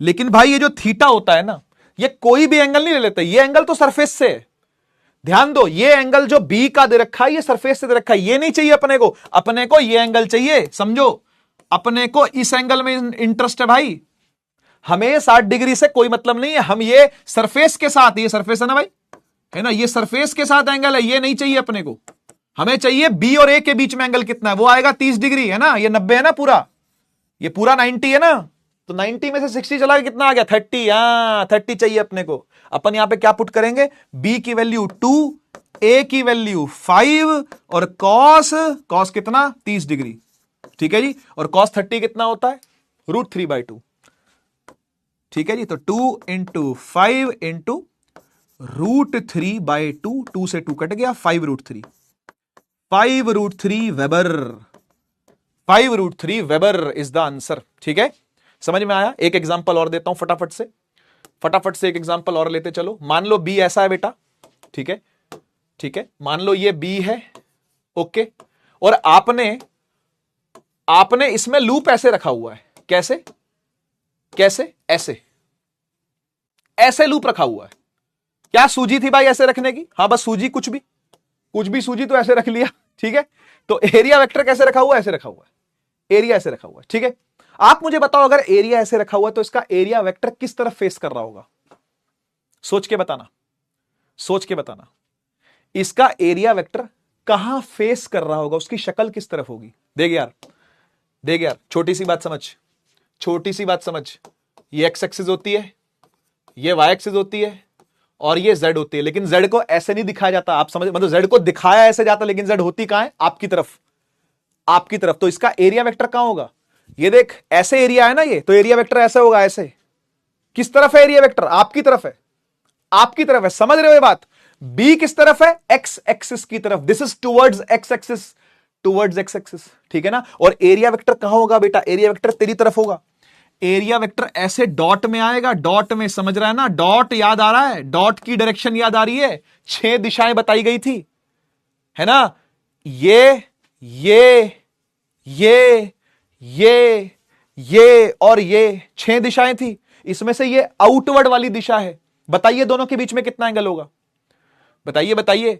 B है इस तरफ, बी इस तरफ है, मैग्नेटिक फील्ड इस तरफ है, और एरिया वेक्टर इस तरफ है, देख देख क्या एंगल है दोनों के बीच में, फिर से देख, मैग्नेटिक फील्ड इस तरफ है और एरिया वेक्टर इस तरफ है, देख क्या एंगल है क्या एंगल है, 90 डिग्री, 90 डिग्री, इन दोनों के बीच में क्या है, 90 डिग्री। तो कभी भी ऐसा फ्लक्स कैलकुलेट करना हो आपको तो आप समझ जाइएगा, बी ए कॉस थीटा डालेंगे कितना 90, और कॉस 90 होता है 0, कॉस 90 होता है 0। यहां तक की सब बातों की फील आ गई है एक बार तो जरा कमेंट सेक्शन में फायर वाला इमोजी लगा दो, कमेंट सेक्शन में फायर वाला इमोजी लगा दो। अगर यहां तक की पूरी फील आ गई है तो कमेंट सेक्शन में फायर इमोजी लगा दो, कमेंट सेक्शन में फायर इमोजी लगा दो। सही है बेटा, सही है, सही है, सही है, बढ़िया बढ़िया बढ़िया बढ़िया बढ़िया। यहां तक की पूरी फील है, कहानी समझ में आ रही है, हम क्या शुरू कर चुके हैं, क्या पढ़ा चुका हूं मैं, ठीक है, ठीक है, आगे बढ़ते हैं, आगे बढ़ते हैं। अभी अभी अभी अभी शुरू हुआ, अभी अभी मामला स्टार्ट हुआ है भाई, अभी मामला शुरू हुआ है यार, अभी तो गाड़ी रफ्तार पकड़ी नहीं है। आइए क्वेश्चन और देखिए, सवाल तो मैं खूब करवाऊंगा भाई, ठीक है। कह रहा है कॉइल है जिसका एरिया आपको दे रखा है, वेक्टर फॉर्म में दिया हुआ भाई, ध्यान से, ठीक है। दिया है 2i cap plus 3k cap. अच्छा, मैग्नेटिक फील्ड भी वेक्टर फॉर्म में कार्टेशियन के फॉर्म में दी हुई है, 2i cap plus 3j cap plus 4k cap, ठीक है। कह रहा है find the flux passing from the coil, और फ्लक्स होता है बेटा b dot A, B vector dot A vector, यानी दोनों का डॉट लेना है आपको। कैसे करोगे इसको, ये करना आना चाहिए भाई, 11th क्लास की बातें हैं ये 11th क्लास में सिखाया जाता है। खैर कोई बात नहीं, आओ देखो कैसे करेंगे। बी का वेक्टर पूरा लिख दो यहां पे, 2i cap plus 3j cap plus 4k cap, और इसका डॉट लेना है किसके साथ, 2i cap plus 3k cap ही है क्या, हाँ बस के ही है, ठीक है। तो देखो क्या करते हैं इसमें, ऐसे में क्या करते हैं, कैसे लेते हैं, बहुत ईजी है, बहुत ईजी, वेरी वेरी ईजी। आई वाले को आई वाले से मल्टीप्लाई, जे वाले को जे वाला, कोई नहीं है सर, कोई नहीं मिला, कोई बात नहीं, के वाले को के वाले से मल्टीप्लाई, ठीक ठीक। तो क्या लिखेंगे, आई वाला आई वाले से मल्टीप्लाई, यानी 2 2 जा, प्लस 3 वाला 3 के लिए कोई मिला ही नहीं, तो 3 इंटू 0, कोई है ही नहीं तो मत लिखो, चाहे मत लिखो, 0 लिख दो चाहे, कोई दिक्कत नहीं है, ठीक है। प्लस 4 3 से, 4 तिये 12, 4 तिये 12, कितना हो गया भाई, 2 दूनी 4 और 4 तिये 12, कुल मिला के हो गया बेटा 12 4 16, 16 weber, 16 weber is the answer. खत्म, ऐसे करते हैं कैलकुलेट, बहुत आसान है। दो डॉट प्रोडक्ट, दो वेक्टर्स का डॉट प्रोडक्ट लेना बहुत सिंपल है। अगर इस फॉर्म में आ जाए तो खुशी मनाना भाई, खुशी मनाना, डरना नहीं, डरना नहीं। अगर इस फॉर्म में आ जाए और पूछ ले आपसे, खुशी मनाना, हंस देना।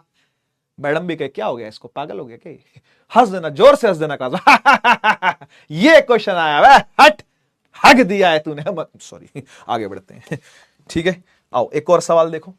एक सर्कुलर डिस्क है जिसकी रेडियस है 0.2 मीटर। अच्छा अच्छा, ठीक है। इस प्लेस्ड ना uniform magnetic field of induction इतना 1/π, ठीक है। तो यहां पर रेडियस दी गई है बेटा 0.2 मीटर और मैग्नेटिक फील्ड दी गई है कितनी, 1/π weber per metre square. Weber per metre square और टेस्ला एक ही बात होती है बेटा, वेबर पर मीटर स्क्वायर और टेस्ला एक ही बात है, ठीक है ना, समझ जाना बात को। 1/π ही आपको दिया हुआ है, मोटी बात समझो, 1/π ही आपको मैग्नेटिक फील्ड दी हुई है।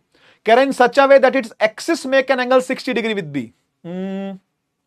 Axis makes an angle, axis कौन सी होती है, अगर ये एक सर्कुलर डिस्क है तो इसकी एक्सिस क्या होगी, ये एक्सिस है ना, है ना भाई। अगर ये एक सर्कुलर डिस्क दी हुई है तो एक्सिस तो यही है, और एक्सिस अगर यही है तो यही इसी दिशा में एरिया वेक्टर भी होगा, इसी दिशा में एरिया वेक्टर भी होगा मेरे भाई। हां सर सही कह रहे हो, इसी दिशा में एरिया वेक्टर भी होगा, इसी दिशा में एरिया वेक्टर भी होगा। और एरिया वेक्टर का एंगल किससे किससे 60 डिग्री बन रहा है बी से, मतलब बी बिचारी मैग्नेटिक फील्ड ऐसे जा रही होगी, ओए काले रंग की नहीं है, नीले रंग की है ना, ऐसे जा रही होगी कितने एंगल पे बेटा, 60 डिग्री पे, ठीक 60 डिग्री पे। कह रहा फ्लक्स निकालिए, अब जा यार, अबे जा यार, बी ए कॉस थीटा करना है बस, है ना, बी ए कॉस थीटा करना है, ठीक है ना। एक वो आपने सुना है ना कि क्या पढ़ रहे हो, बोले बी ए पढ़ रहे हैं, बोले कौन सी बी ए, कह रहा प्लेन बी ए। तो वो प्लेन बी ए, मसाला बी ए, चीज बी ए, सारा उसमें नीचे लिखा हुआ जाता है, डबल चीज बी ए। तो ऐसे ये भी क्या, ये कॉस थीटा वाला बी है बेटा। तो ये करना आपको फ्लक्स निकालने के लिए, समझ गए ना, आप भी बी ए ही कर रहे हो, ठीक है। मतलब पता नहीं अब तुम बीटेक कर पाओ ना कर पाओ, एमबीबीएस कर पाओ ना कर पाओ, है ना, बीएससी कर पाओ ना कर पाओ, लेकिन बीए तुम आज ही कर लोगे। बढ़िया, प्लेन बीए करने दो, मसाला बीए करने दो, चीज बीए करने दो, डबल चीज बीए भी करने दो, लेकिन कॉस थीटा वाला बीए तुम आज ही करो, ठीक है। आइए पुट करते हैं, बी क्या है 1/π, एरिया निकालेंगे तो पाई आर स्क्वायर, एरिया निकालेंगे तो पाई आर स्क्वायर, रेडियस क्या है 0.2, तो 2 बार लिख ले इसको, पाई आर स्क्वायर हो गया ये। कॉस का थीटा, कॉस का थीटा, थीटा कितना 60 डिग्री, कॉस 60 कितना होता है, हाफ होता है ना। चल पाई से पाई काट दे, यहां से भी 10 यहां से भी 10, और कॉस 60 का जो 1/2 था वो 1 के 2 को मार देता है, ठीक है। और इसी से 0.02 वेबर आंसर बनता है। कहीं से मैच हुआ क्या? हां हुआ, सी मैच हो गया, 0.02 वेबर। बढ़िया बढ़िया, ठीक है, तो कैलकुलेट कर लीजिएगा, कोई बड़ी चीज नहीं है। आइए एक एक करके तीनों एक्सपेरिमेंट्स को देखते हैं कि ये फैराडे साहब और हेनरी साहब ने किया क्या एक्चुअली में। ये कौन से एक्सपेरिमेंट्स थे, है ना? ये 1830 वाले याद आ रहे हैं? ये 1830 वाले क्या एक्सपेरिमेंट्स थे? वो क्या एक्सपेरिमेंट्स थे? आइए एक एक करके देखते हैं, एक एक करके देखते हैं, ठीक है ना? और फील आती जाए, है ना, तो फायर वाला इमोजी मैं आपसे पूछता जाऊंगा, आप लगाते जाइएगा, ठीक है ना? चलिए सबसे पहले वाले पर आते हैं। हाँ, सबसे पहले वाले पे ही आएंगे। एक्सपेरिमेंट नंबर 1, फैराडे और हेनरी साहब के जो एक्सपेरिमेंट थे, अब किसने कब कौन सा किया, मिल के किया या वो फ्लाइट पकड़ के गए थे या समुद्र के रास्ते गए थे, इसके बारे में जानकारी अधिक नहीं है, लेकिन हाँ दोनों के एक्सपेरिमेंट माने जाते हैं कि मुझे लगता है एक ने एक किया होगा, फिर एक ने दूसरा किया होगा, फिर फोन पे बात हुई होगी या चिट्ठी पत्थर एक्सचेंज हुए होंगे कुछ उनके बीच में, तो मिल करके उन्होंने दिया, ठीक है ना, जो भी दिया, ठीक है। हाँ जी, सबसे पहले एक्सपेरिमेंट पर आते हैं। पहला एक्सपेरिमेंट ये था कि उन्होंने एक बार मैग्नेट लिया। बार मैग्नेट का एक पोल नॉर्थ होता है, दूसरा साउथ होता है, हर बच्चा जानता है बात। हाँ सर जानता है। अच्छा, इसके सामने उन्होंने ना एक लूप रखा, लूप। इसके सामने क्या रखा? लूप रखा, लूप रख दिया, लूप, ठीक है ना। फिर क्या किया पता है? इसको लेकर के ना इसकी तरफ दौड़ाने लगे, ऐसे दौड़ाने लगे।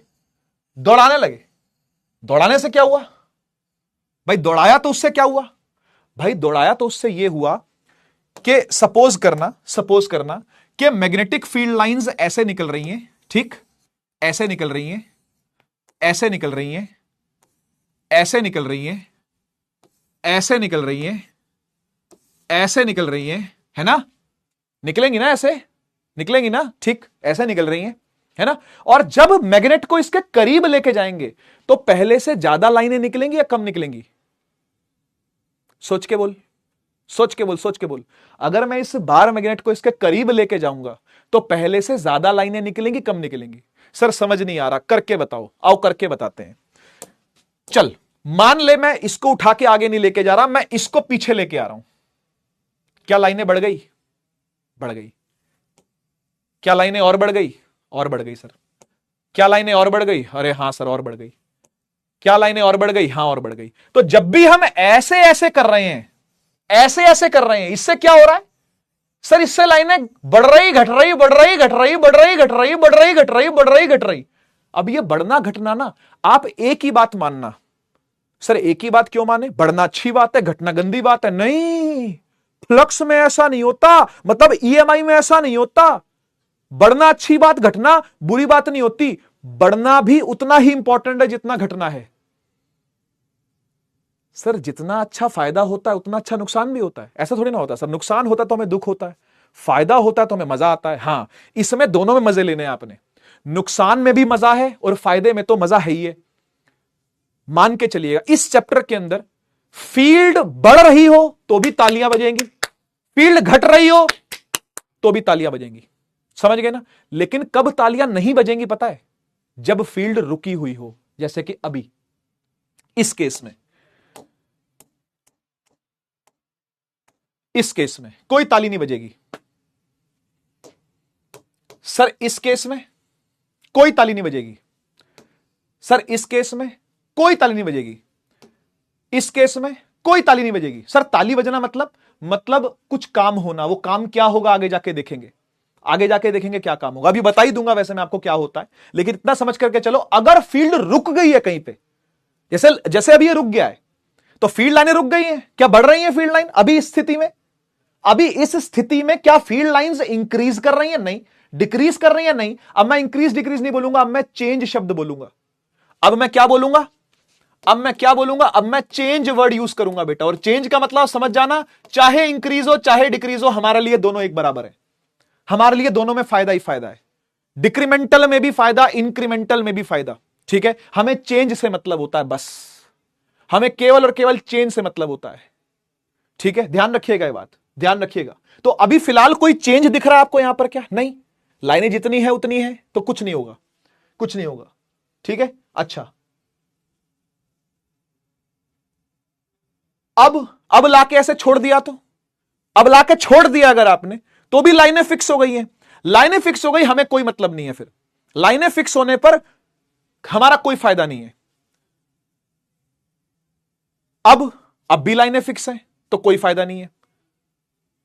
अब भी लाइनें फिक्स हैं, हमारा कोई फायदा नहीं। सर फिर फायदा कब है? फायदा है चेंज में, मतलब ये करने में फायदा है, ये करने में फायदा है। मतलब सर चलाते रहो इसको हमेशा के लिए। हाँ चलाना पड़ेगा सर, उसके लिए तो फिर हमें लगे रहना पड़ेगा, खड़े हाँ तो खड़े रहो, खड़े रहो, ऐसे ऐसे हिलाते रहो आगे पीछे। ये फायदा है, इसमें फायदा है, समझ गए? आगे बढ़ाने में फायदा है, पीछे हटाने फायदा है, खड़ी रखने में फायदा नहीं है। खड़ी रखी अगर तो कोई लाभ नहीं मिलेगा, क्योंकि चेंज ही नहीं हो रहा।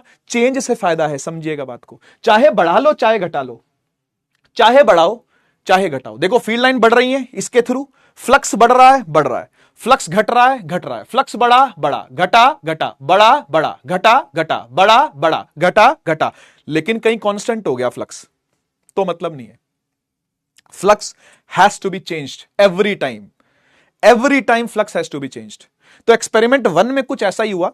हेनरी और फैराडे साहब जब ये काम कर रहे थे, तो जब भी वो रोकते थे ना लूप को या मैग्नेट को, बात एक ही है, इसको इसके पास लाऊं या इसको इसके पास लाऊं, क्या फर्क पड़ता है? फ्लक्स तो उसके थ्रू ही चेंज होना है, समझ रहे हो ना? फ्लक्स तो उसके थ्रू चेंज होना है, चाहे मैं इसको आगे बढ़ा लूं चाहे मैं इसको आगे बढ़ा लूं, बात तो एक ही है। तो दोनों के बीच में क्या होना चाहिए? दोनों के बीच में क्या होना चाहिए? दोनों के बीच में रिलेटिव मोशन होना चाहिए। क्या होना चाहिए? Relative motion. समझते हो ना, कि एक को रोक के दूसरे को चलाओ। यह मत करना, यह मत करना कि दोनों को चला दिया, यह नहीं करना, इसको रोक के इसको चला या फिर इसको रोक के इसको चला, तभी तो फ्लक्स चेंज होगा। अगर सोच ऐसे रखा हुआ है, ऐसे रखा हुआ है, ठीक है ना? कितनी लाइनें घुस रही हैं? मान लेते 4, ठीक है? अब मैं जितनी स्पीड से इसको हिला रहा हूं उतनी स्पीड से इसको भी हिला रहा हूं, कितनी लाइनें होंगी? 4 ही होंगी। कितनी लाइनें होंगी? 4 ही होंगी। कितनी लाइनें होंगी? 4 ही होंगी। कितनी लाइनें होंगी? 4। ये कोई तरीका नहीं है फिर लाइनें बढ़ानी है या घटानी है, फिक्स नहीं रखनी। फिक्स रखा तो कोई बेनिफिट नहीं है, फिक्स रखने में कोई बेनिफिट, कांस्टेंट रखने में कोई बेनिफिट नहीं है, चेंज में ही बेनिफिट है। और चेंज इंक्रीमेंट करने से भी आता है और डिक्रीमेंट करने से भी आता है। तो यानी रिलेटिव मोशन चाहिए बिटवीन मैग्नेट एंड कॉइल। तो फिर उससे क्या होगा? ये ऐसा करने से होगा क्या सर? ऐसा करने से क्या होगा? हम करते रहे सारी जिंदगी ऐसे खड़े खड़े, हेनरी फैराडे से सैलरी लेते रहे 9,000 रुपए महीना, है ना, और ये करते रहेंगे हम पूरे दिन, ये करना है। तो इससे क्या होगा? बेनिफिट क्या है? लाभ क्या है इससे? लाभ क्या है? बोले जब ये ऐसा हुआ ना, जब मैग्नेट को पास लाए कॉइल के या कॉइल को पास लाए मैग्नेट के, दोनों के बीच में रिलेटिव मोशन दिया, तो पता क्या हुआ? करंट पैदा हो गया। I is induced. कहां पे? कहां करंट पैदा हो गया? इस कॉइल में। हां इस कॉइल में करंट का जन्म हो गया। सर करंट कहां से आ गया? बैटरी तो लगी नहीं है, बात तो आपकी भी सही है, बैटरी नहीं है, लेकिन शायद कुछ ऐसा हुआ है कि मैग्नेटिक फील्ड के चेंज से ना, इसके अंदर की जो तार है ना, और तार के अंदर के जो इलेक्ट्रॉन है ना, वो चलने चालू हो गए, वो चलने चालू हो गए, तो करंट पैदा हो गया। ये हुआ है, सच्चाई ये है। तो यहां पर बैटरी नहीं है, यहां पर इस लूप में कहीं पर भी बैटरी, यहां पर इस प्रकार से कोई बैटरी नहीं लगाई गई। जैसे मान लो मैं यहां पर कोई बैटरी फिक्स कर दूं इधर, तो करंट चलेगा ही, फिर तो मैग्नेट को मार गोली, फिर तो फेंक दे चाहे मैग्नेट को, करंट तो चलेगा। लेकिन नहीं, हमें तो करंट पैदा करना है, हमें तो आई इंड्यूस करना है। Current is induced, current is induced. Induced का मतलब होता है जागृत करना, जागृत करना। Current is induced inside the coil, inside the coil. जागृत करना समझते हो ना? पैदा करना, पैदा हो जाता करंट इसमें। यह है एक्सपेरिमेंट नंबर 1, ठीक है? तो जब भी आप कभी रिलेटिव मोशन करोगे बिटवीन मैग्नेट एंड कॉइल, या तो मैग्नेट को आगे ला या कॉइल को आगे ला, लेकिन लगातार लगातार लगातार लगातार लगातार लगातार लगातार लगातार लगातार लगातार लगातार लगातार चलाना पड़ेगा, चलाना पड़ेगा। कंडीशन ये है, change is the only condition जिसकी वजह से करंट जिंदा रहेगा। तूने ये चेंज बंद कर दिया, करंट बंद हो जाएगा। If this relative motion is lost, current is lost, current नहीं चलेगा। ये था एक्सपेरिमेंट नंबर 1, ठीक है? Feel I? फील आई तो फायर इमोजी लगाना, फील आई तो फायर इमोजी लगाना, फील आई तो फायर इमोजी चाहिए होगा मुझे। ये है एक्सपेरिमेंट नंबर 1 जो इन्होंने किया।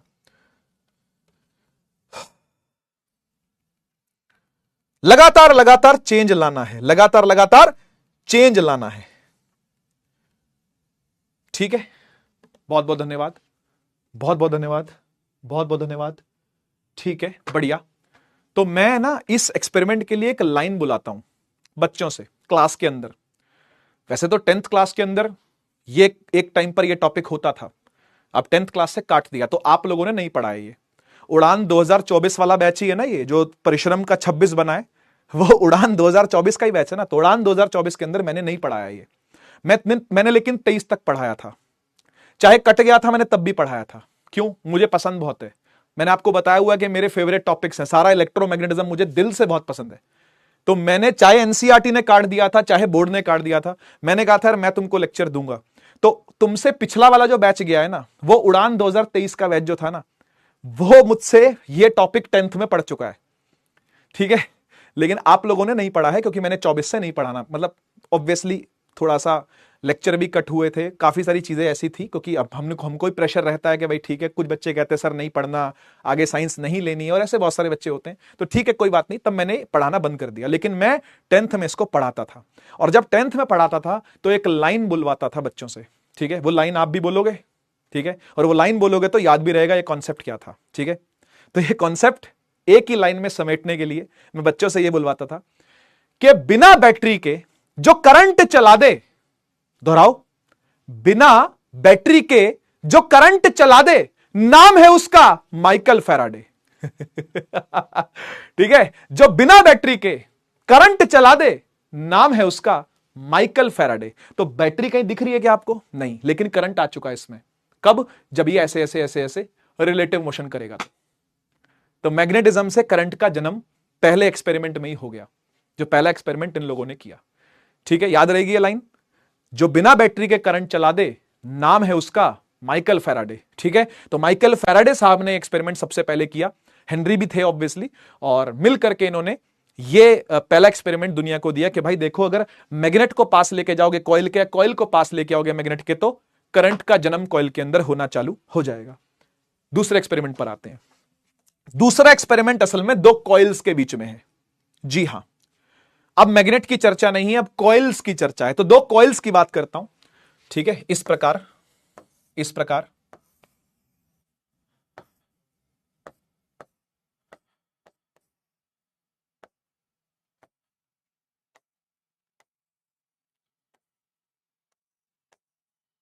एक सेकंड पानी पी लो भाई, एक सेकंड, एक सेकंड।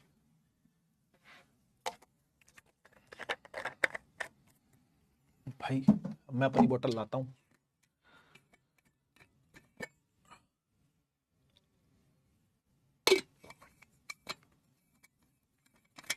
हाँ जी, तो देखो, तो देखो भाई, ये कॉइल है, ठीक, इसको मैं पूरा एक ही बॉडी बनाता हूं तब मजा आएगा। ठीक है ना, पूरी एक बॉडी बनाता हूं इसको तभी मजा आएगा।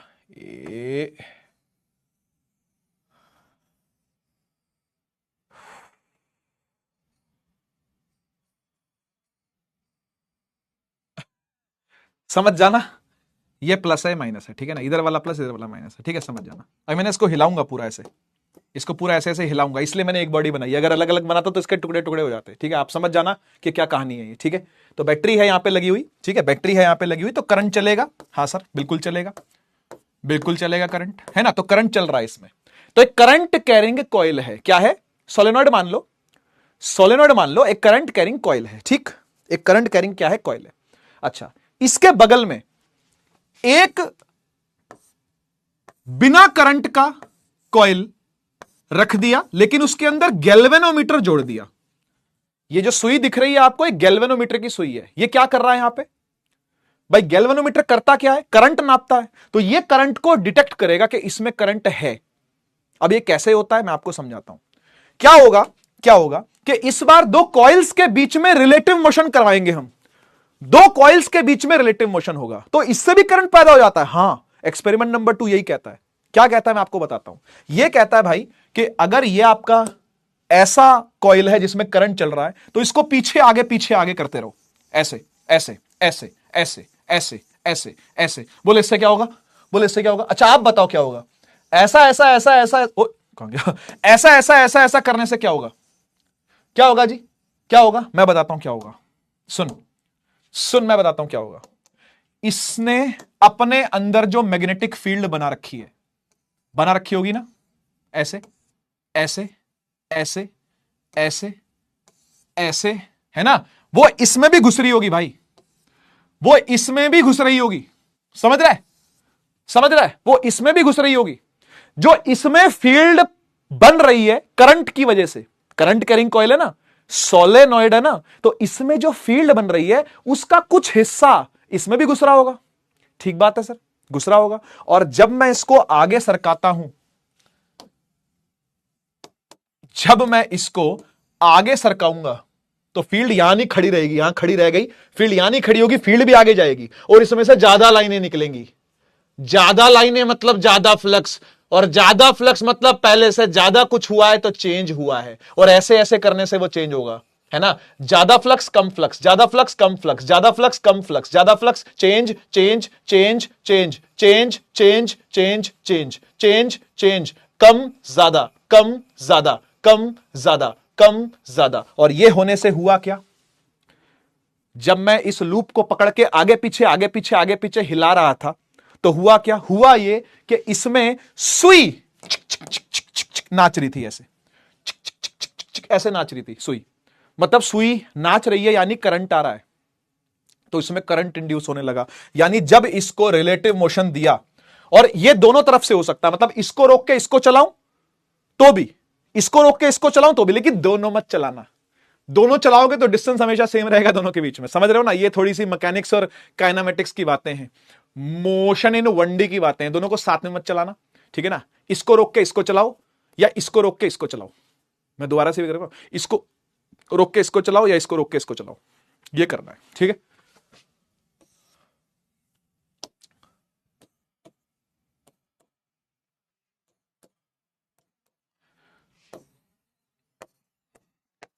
रिलेटिव मोशन, ठीक, बिटवीन कॉइल्स, दोनों के बीच में रिलेटिव मोशन होना, दोनों पास आने दोनों दूर जाने, पास आने दूर जाने, इससे फ्लक्स चेंज हुआ। रिलेटिव मोशन बिटवीन कॉइल्स की वजह से फ्लक्स चेंज हुआ, फ्लक्स चेंज हुआ, और फिर से बिना बैटरी के करंट चला दिया माइकल फैराडे ने। कोई बैटरी नहीं है, देख लो इसके अंदर, इस वाले लूप में, इसमें बैटरी है, इसमें कोई बैटरी नहीं है, इसमें बैटरी है, इसमें कोई बैटरी नहीं है, तो भी इसमें करंट चालू हो गया, तो भी इसके अंदर करंट पैदा करवा दिया गया। Relative motion between coils flux change करता है, जिसकी वजह से आई इंड्यूस हो जाएगा, I induced in coil 2, in coil 2। इसको कॉइल 1 बोल दो, इसे कॉइल 1 बोल दो, इसे कॉइल 2 बोल दो। क्या जी, क्या जी, कोई दिक्कत, इसमें करंट पैदा हो गया, इसमें करंट पैदा हो गया, इसमें से करंट आने लगा। समझ रहे हो बात को, ये था एक्सपेरिमेंट नंबर 2। अगर एक्सपेरिमेंट नंबर 2 भी समझ में आ गया, और सेम ही कहानी है ना, वो जो वहां मैग्नेट कर रहा था, अरे बताओ, वो जो वहां मैग्नेट कर रहा था वो यहां पे लूप कर रहा है, क्लियर है, बिना बैटरी के जो करंट चला दे, नाम है उसका माइकल फैराडे, ठीक है। एक बार फायर इमोजी लगा देना अगर दूसरा एक्सपेरिमेंट भी समझ में आ गया है तो। जल्दी से जल्दी से जल्दी से। अच्छा मुझे एक बात बताओ, मुझे एक बात बताओ, मुझे एक बात बताओ, अगर मैं दोनों में ही गैल्वेनोमीटर लगा देता, मतलब बैटरी इसमें ना लगाता, इसमें भी गैल्वेनोमीटर लगा देता, इसमें भी गैल्वेनोमीटर लगा देता, और फिर यह काम करता, तो क्या करंट आता? यस या नो में आंसर देना, यस या नो में उत्तर दीजिएगा बस। अगर मैं दोनों में ही गैल्वेनोमीटर लगा दूं, बैटरी ना लगाऊं, एक में भी बैटरी नहीं लगाई मैंने, दोनों में गैल्वेनोमीटर ही, माने करंट डिटेक्ट करने वाला एक मीटर ही लगा रखा है, और फिर मैं ऐसे ऐसे कर रहा हूं दोनों को, डिचिक डिचिक डिचिक डिचिक, क्या करंट आएगा? क्या करंट आएगा? क्या करंट आएगा? ऑब्वियसली नहीं आएगा भाई। मैग्नेटिक फील्ड नहीं पैदा होगी तो करंट कहां से आएगा? करंट मैग्नेटिक फील्ड को जन्म दे रहा है, वो मैग्नेटिक फील्ड दूसरे करंट को जन्म दे रही है जब चेंज हो रही है, तो आंसर है no. Good good, the answer is no, ठीक है। अबे दो गैल्वेनोमीटर लगे हैं, करंट कहां है? खाली यहां भी गैल्वेनोमीटर लगा दूं, यहां भी गैल्वेनोमीटर, तो पागलपंती है ना ये, तो करंट तो दोनों में ही नहीं आएगा, क्योंकि मैग्नेटिक फील्ड ही नहीं आएगी कभी। समझिए बात इसको, ठीक है ना, समझिएगा बात, ठीक है। चलिए एक्सपेरिमेंट नंबर 3 पर चलते हैं। एक्सपेरिमेंट नंबर 3 और प्यारा है, थोड़ा सा और ध्यान से सुनना इसको, थोड़ा सा और ध्यान से सुनना। इस बार क्या है, इस बार एक तो हमारा जो लूप है ना, एक तो हमारा जो लूप है, अब इस बार किसी को हिलाएंगे नहीं, ना इसको पास ना उसको दूर, किसी को कहीं लेके नहीं जाना, कोई नहीं हिलेगा इस बार। लेकिन फिर भी देखना कैसे करंट इंड्यूस होगा। ठीक है, आइए देखिए इस बार क्या करेंगे पता, इस बार ना हम एक स्विच का इस्तेमाल करेंगे, स्विच का। किसी को नहीं हिलाना इस बार किसी को आगे किसी को पीछे लेके नहीं जाना। ठीक है ना, ये दूसरा कॉइल है आपका, ये दूसरा कॉइल है। ठीक है, जिसमें कि गैल्वेनोमीटर लगा हुआ है ना। तो कोई बैटरी नहीं है भाई, बिना बैटरी के करंट चला दे, नाम है उसका माइकल फैराडे। तो देखते हैं इस केस में कैसे करंट चला के दिखाया इस कॉइल 2 के अंदर भाई ने। ठीक है, तो इस बार क्या हो रहा है कहानी समझिएगा। मुझे बताओ अभी करंट कितना है इस लूप में, इस लूप में फिलहाल करंट कितना है?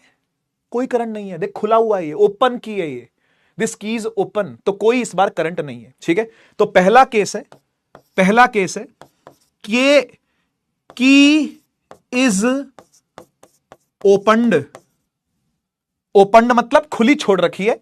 ठीक है ना, और स्टेडी स्टेट है ये। स्टेडी स्टेट का मतलब खुली छोड़ी हुई है, स्टेडी मतलब खुली छोड़ के छोड़ दिया, भूल गए जी, भूल गए जी। तो बताइए क्या इस केस में यहां कोई करंट आएगा? No current induced, no current induced, कोई करंट नहीं आएगा, कोई करंट नहीं यहां पर देखने को मिलेगा आपको। ठीक, दूसरा केस सुनो, दूसरा केस सुनो, की is just closed, just closed, इसे बोलते हैं ट्रांजिशन स्टेट। ये स्टेडी स्टेट नहीं होती है, ट्रांजिशन स्टेट। अब मैं आपको समझाता हूं ये क्या होता है, थोड़ा फील से समझिएगा, थोड़ी सी फील की रिक्वायरमेंट होगी, फोकस के साथ सुनना। क्या किया, की को जस्ट बंद किया अभी अभी, और जस्ट बंद किया तो करंट बढ़ना चालू होगा, एकदम से नहीं पहुंच जाता 5 एंपियर।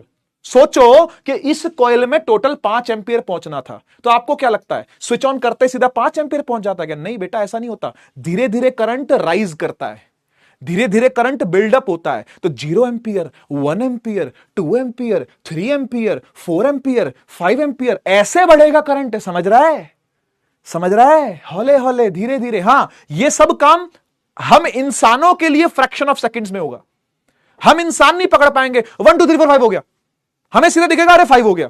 0 से 5 ही दिखता है हम इंसानों को, क्योंकि हम इंसान माइन्यूट डिटेल्स में नहीं जा पाते करंट को लेकर के। लेकिन भैया सच बात यह है कि जैसे ही आप स्विच ऑन करोगे ना, तो 0 से छलांग मार के सीधा 5 पे थोड़ी ना जाएगा, सारी वैल्यूज लेगा बीच की, 0.1 0.2 0.3, लेकिन दुर्र करके 5 पे आ जाएगा। पर आएगा तो स्टेप बाय स्टेप ना, आएगा तो स्टेप बाय स्टेप ना। यानी जब की जस्ट क्लोज होती है, ट्रांजिशन स्टेट होता है, तो इस केस में यहां बताता हूं, इस केस में करंट राइज करता है। इस केस में तो करंट था ही नहीं, करंट एब्सेंट, लेकिन इस केस में करंट क्या करेगा, राइज करेगा। बात को समझना है ना। तो 0 ampere, 1 ampere, 2 ampere, 3 ampere, 4 ampere, 5 ampere. और ऐसे में क्या होगा, ऐसे में जो इसमें फील्ड है, फील्ड है वो पहले 1 एंपियर के हिसाब की निकलेगी, इतनी सी बस, और उसमें भी घुसेगी, उसमें भी घुसेगी। फिर राइज करेगा 2 एंपियर, तो 2 एंपियर के हिसाब की थोड़ी सी और निकलेगी। फिर 3 एंपियर हुआ, राइज कर रहा, अभी भी मैं इसी स्थिति पे हूं, ट्रांजिशन स्टेट पे हूं, अभी स्टेडी पे नहीं हूं, ट्रांजिशन पे हूं। बढ़ रहा है करंट, बढ़ रहा है करंट, फील्ड भी बढ़ रही है, बढ़ रही है। 3 एंपियर की फील्ड हो गई, 4 एंपियर की फील्ड हो गई, 5 एंपियर की फील्ड हो गई। मुझे बताओ तब तक इसके साथ क्या हो रहा था, अब तक इस दूसरे लूप के साथ क्या बीत रही थी? इसके थ्रू फील्ड बढ़ रही थी, बढ़ रही थी। 1 एंपियर की फील्ड आई, 1 टेस्ला, 2 एंपियर की field I, 2 Tesla, 3 Tesla, 4 Tesla, 5 Tesla. ये बोलेगा अरे मेरे थ्रू फील्ड बढ़ रही है, फ्लक्स चेंज हो रहा है, फ्लक्स चेंज हो रहा है, तो करंट इसके अंदर दिखेगा। ये सुई फ्रैक्शन ऑफ सेकंड्स के लिए ना टक ऐसे होगी, फिर वापस आ जाएगी, क्योंकि स्टेडी स्टेट तुरंत अचीव होगी।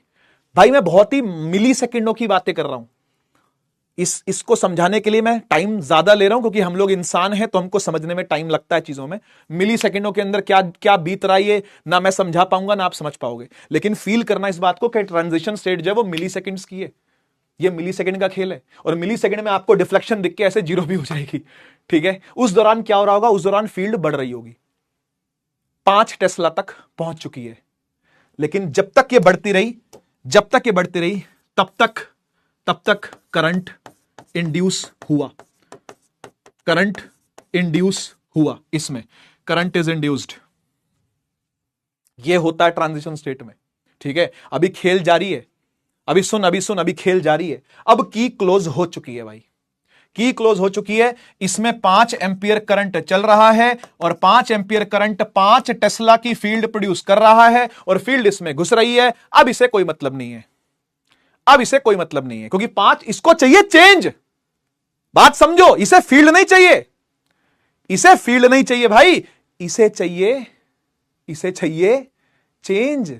चेंज कितना दे रहा है मुझे, तो करंट इंड्यूस होगा। बात समझना। तो की जब क्लोज हुई थी, जस्ट क्लोज हुई थी, करंट राइज हुआ, आई राइज हुआ, करंट राइज हुआ, करंट राइज हुआ, फील्ड राइज हुई, और फील्ड राइज हुई, उसकी वजह से करंट यहां पे इंड्यूस हुआ। गहरी बात है, गहरी बात है। नंबर 3 केस, 3 केस है भाई के जो की है ना, वो क्लोज्ड है, वो क्लोज्ड है और स्टेडी स्टेट है, मतलब क्लोज करके छोड़ दिया है। अब जैसे अभी मैंने बताया, क्लोज करके छोड़ दिया, 5 एंपियर करंट चल रहा है तो चल रहा है, बढ़ रहा है क्या, नहीं, घट रहा है क्या, नहीं, यानी करंट हो गया कांस्टेंट, करंट हो गया कांस्टेंट। और करंट कांस्टेंट अगर है, करंट कांस्टेंट अगर है, 5 एंपियर करंट बह रहा होगा, बह रहा है तो फील्ड भी क्या हो गई है, कांस्टेंट हो गई है। और फील्ड भी अगर कांस्टेंट हो गई है तो फिर करंट इंड्यूस नहीं होगा, फिर आपको करंट नहीं दिखेगा इसके अंदर, ठीक है ना। चेंज में करंट दिखता है भाई, चेंज में करंट दिखता है, तो नो करंट इंड्यूस्ड। क्या मेरी बात समझ में आ रही है, क्या मेरी बात समझ में आ रही है। 3 केस डिस्कस हो चुके हैं, ठीक है ना। अब चौथे केस में खेल देख क्या होगा। मैं क्या करूंगा, मैं इस की को उठा दूंगा, मैं इस की को डिस्कनेक्ट कर दूंगा, कहूंगा हट। ये फिर से मैं किस स्थिति में ले आया इसको, ट्रांजिशन स्टेट में ले आया, मैंने इस की को ओपन कर दिया, ठीक है। 4th केस है, की इज जस्ट ओपनड।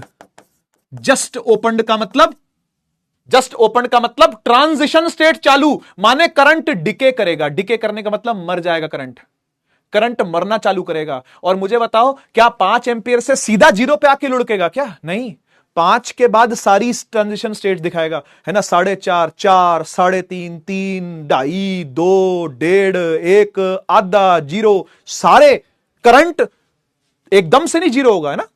5 एंपियर से 4 आएगा, 3 आएगा, 2 आएगा, 1 आएगा, यानी कि जस्ट ओपन करने पर ट्रांजिशन स्टेट फिर चालू हो जाएगी, फिर ट्रांजिशन स्टेट चालू हो जाएगी, यानी करंट डिके करेगा। आई डिके, डिके का मतलब समझते हो ना, गलना। डिके करने का मतलब होता है गल जाना, गल गया है तो आय हाय छी, तो करंट का छी शुरू हो जाएगा, यानी 5 से उसकी वैल्यू गिरनी चालू हो जाएगी। इसे बोलते हैं करंट का डिके करना। टेक्निकल शब्द है, यही यूज होता है और यही सुनने में भी आएगा आपको आगे भी, ठीक है ना। करंट का राइज करना और डिके करना, फॉल करना भी बोल सकते हैं, लेकिन फॉल से अच्छा शब्द डिके लगता है इन लोगों को। ये इलेक्ट्रिकल और इलेक्ट्रॉनिक वाले जो लोग हैं डिके यूज करते हैं शब्द, ठीक है ना। तो की जस्ट ओपन जैसी होगी, फिर ट्रांजिशन स्टेट अचीव होगी, ठीक है। फिर करंट डिके करेगा, करंट डिके करेगा, फील्ड मरनी चालू हो जाएगी। फील्ड मर रही है, फील्ड मर रही है, फील्ड मर रही है, फील्ड मर रही है। और जिस दौरान फील्ड मर रही होगी, ये बोलेगा चेंज आ रहा है, चेंज आ रहा है, फिर से चेंज, हाँ, हे भगवान तेरा शुक्र है, फिर से चेंज आ रहा है। इसके थ्रू फील्ड घटना भी इसको पसंद आएगा, इसके थ्रू फील्ड बढ़ना भी इसको। क्या बात समझ रहे हो ना। दोनों केस में ये करंट चलाएगा, दोनों केस में ये करंट चलाएगा, ठीक है ना। I is induced, again current क्या होगा इसमें, इंड्यूस हो जाएगा, करंट इज इंड्यूस्ड। क्या कहानी समझ में आई, क्या फील के साथ बात समझ में आई, क्या हो रहा है। क्या आपको दोनों स्थितियां समझ में आ रही हैं। स्टेडी स्टेट का मतलब बेटा चालू करके छोड़ दिया, स्टेडी स्टेट का मतलब बेटा बंद करके छोड़ दिया, और ट्रांजिशन स्टेट का मतलब यह सिर्फ फ्रैक्शन ऑफ सेकंड्स का मामला है, फ्रैक्शन ऑफ सेकंड्स का मामला है। करंट का राइज करना 0, 1, 2, 3, 4, 5 ऐसे हो जाएगा, और डिके करना 5, 4, 3, 2, 1, 0 ऐसे हो जाएगा। समझ रहे हो ना। फ्रैक्शन ऑफ सेकंड्स के अंदर करंट का राइज और डिके होगा। केवल उस समय पर आपको यहां पर करंट दिखेगा, केवल उस समय पर यहां पर आपको करंट दिखेगा, और वो भी ऐसे टक टक मार के ऐसे वापस आ जाएगी। यानी करंट आया तो था, करंट आया तो था, पर स्टेडी स्टेट में दिखता नहीं है, ठीक है। तो करंट इज इंड्यूस्ड। क्या फील आ गई है तो फायर इमोजी लगा दे जरा। फील आ गई है तो, फील आ गई है तो फायर इमोजी लगा दे। मैंने कोशिश करी बेटा आपको समझाने की, है ना। एक्सपेरिमेंट नंबर 3, थोड़ा समय लगता है, ये चीजें बताने में थोड़ा सा समय लगता है ना। तो इसलिए थोड़ा आपको पेशेंस रखनी पड़ेगी, पेशेंस समझनी पड़ेगी। फुल फील है, फुल फील है, फुल फील है। चलिए चलिए, बहुत बढ़िया, बहुत बढ़िया। तो ये 3 एक्सपेरिमेंट दुनिया को देने के बाद, ये 3 एक्सपेरिमेंट्स दुनिया को देने के बाद फैराडे ने बोला हेनरी बेटा साइड हो जाओ, निकलो पतली गली से, आउट, बाहर निकाल दिया। हेनरी भाई सोच रहे हैं कि क्या हो गया मेरे साथ, ये क्या हो गया मेरे साथ ठीक है। तो जब तक दोनों बनराकस और विनोद दोनों साथ में थे तो फैराडे कह रहा था, देख रहा है विनोद किस तरीके से करंट पैदा हो रहा है लूप में, मैग्नेटिक फील्ड का चेंज चाहे बढ़ा लो चाहे घटा लो, देख रहा है विनोद, दोनों ही केस में करंट आ रहा है कह रहा हां देख तो रहे हैं भूषण भैया, देख तो रहे हैं करंट आ तो रहा है। उसके बाद उसको निकाल दिया यार, उसके बाद उसको हटा दिया।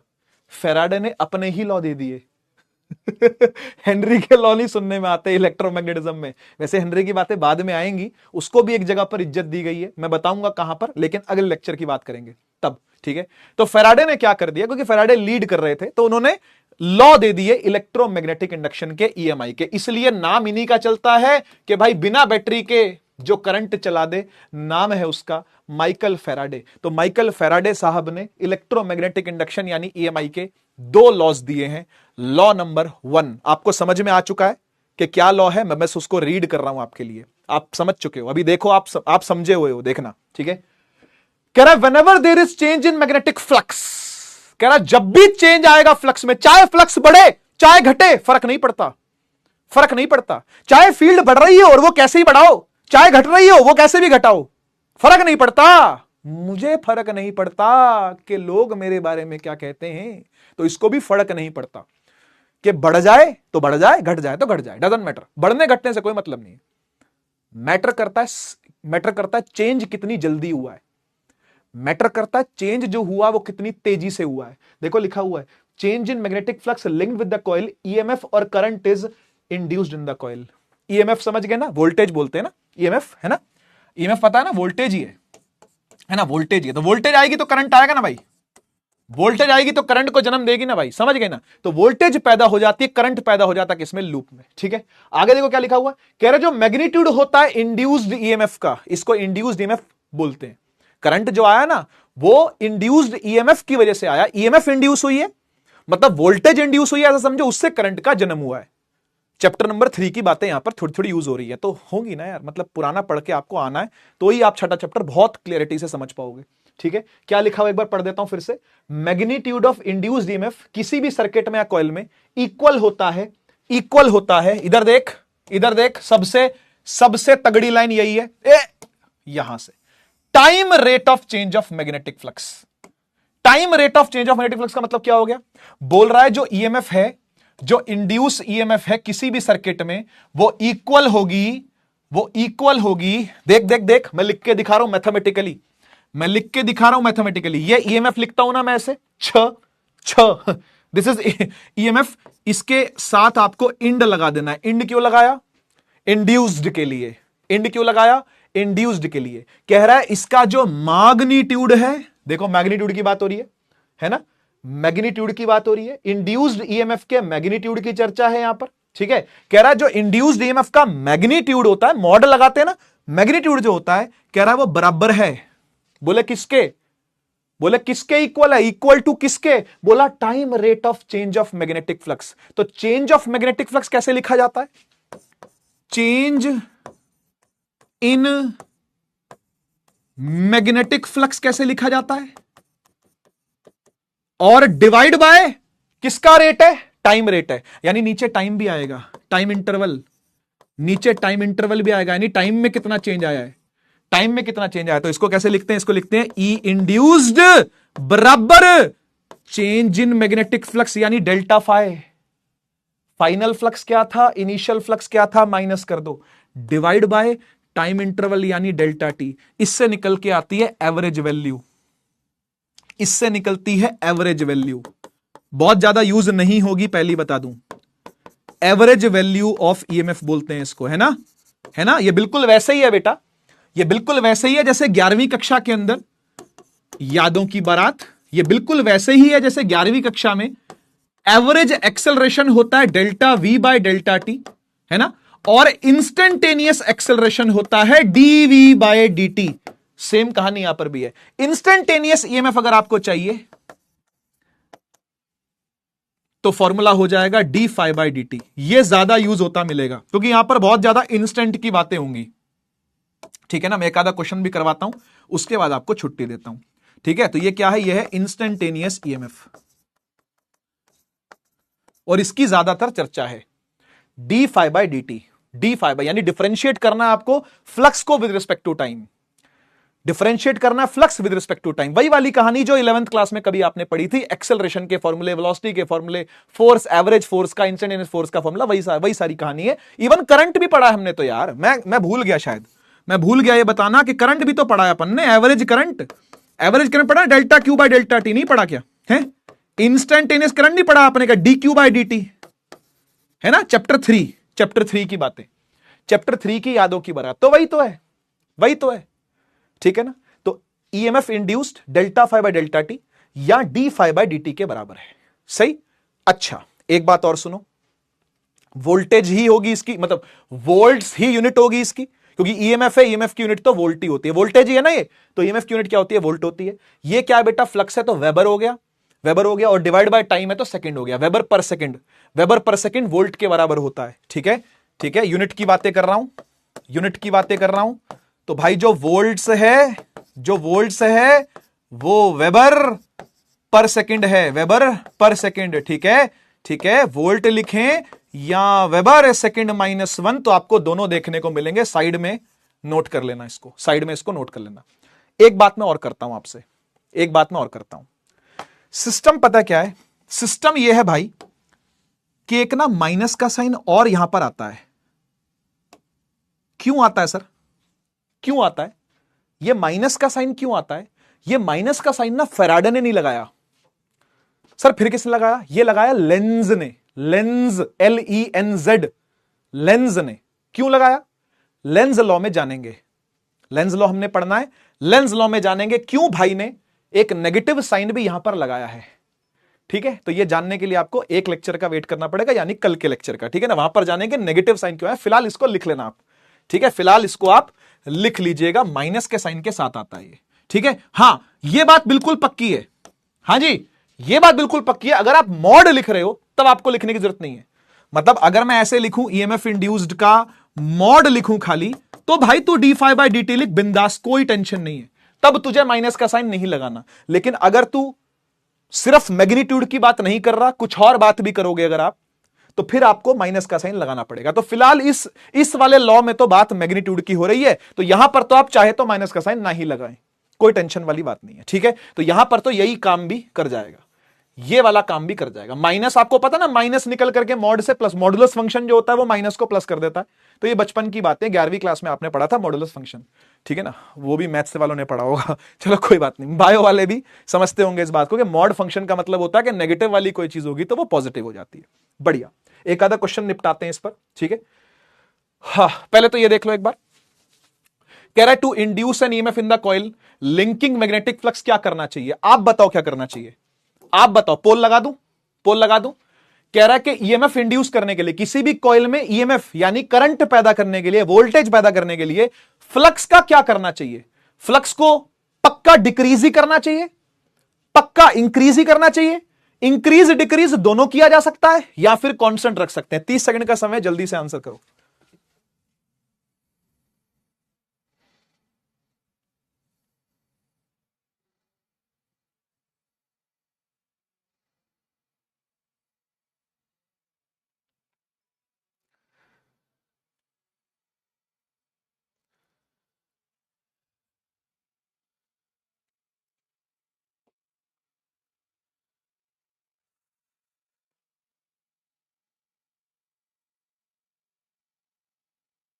दिल को 1000 बार रोका रोका रोका।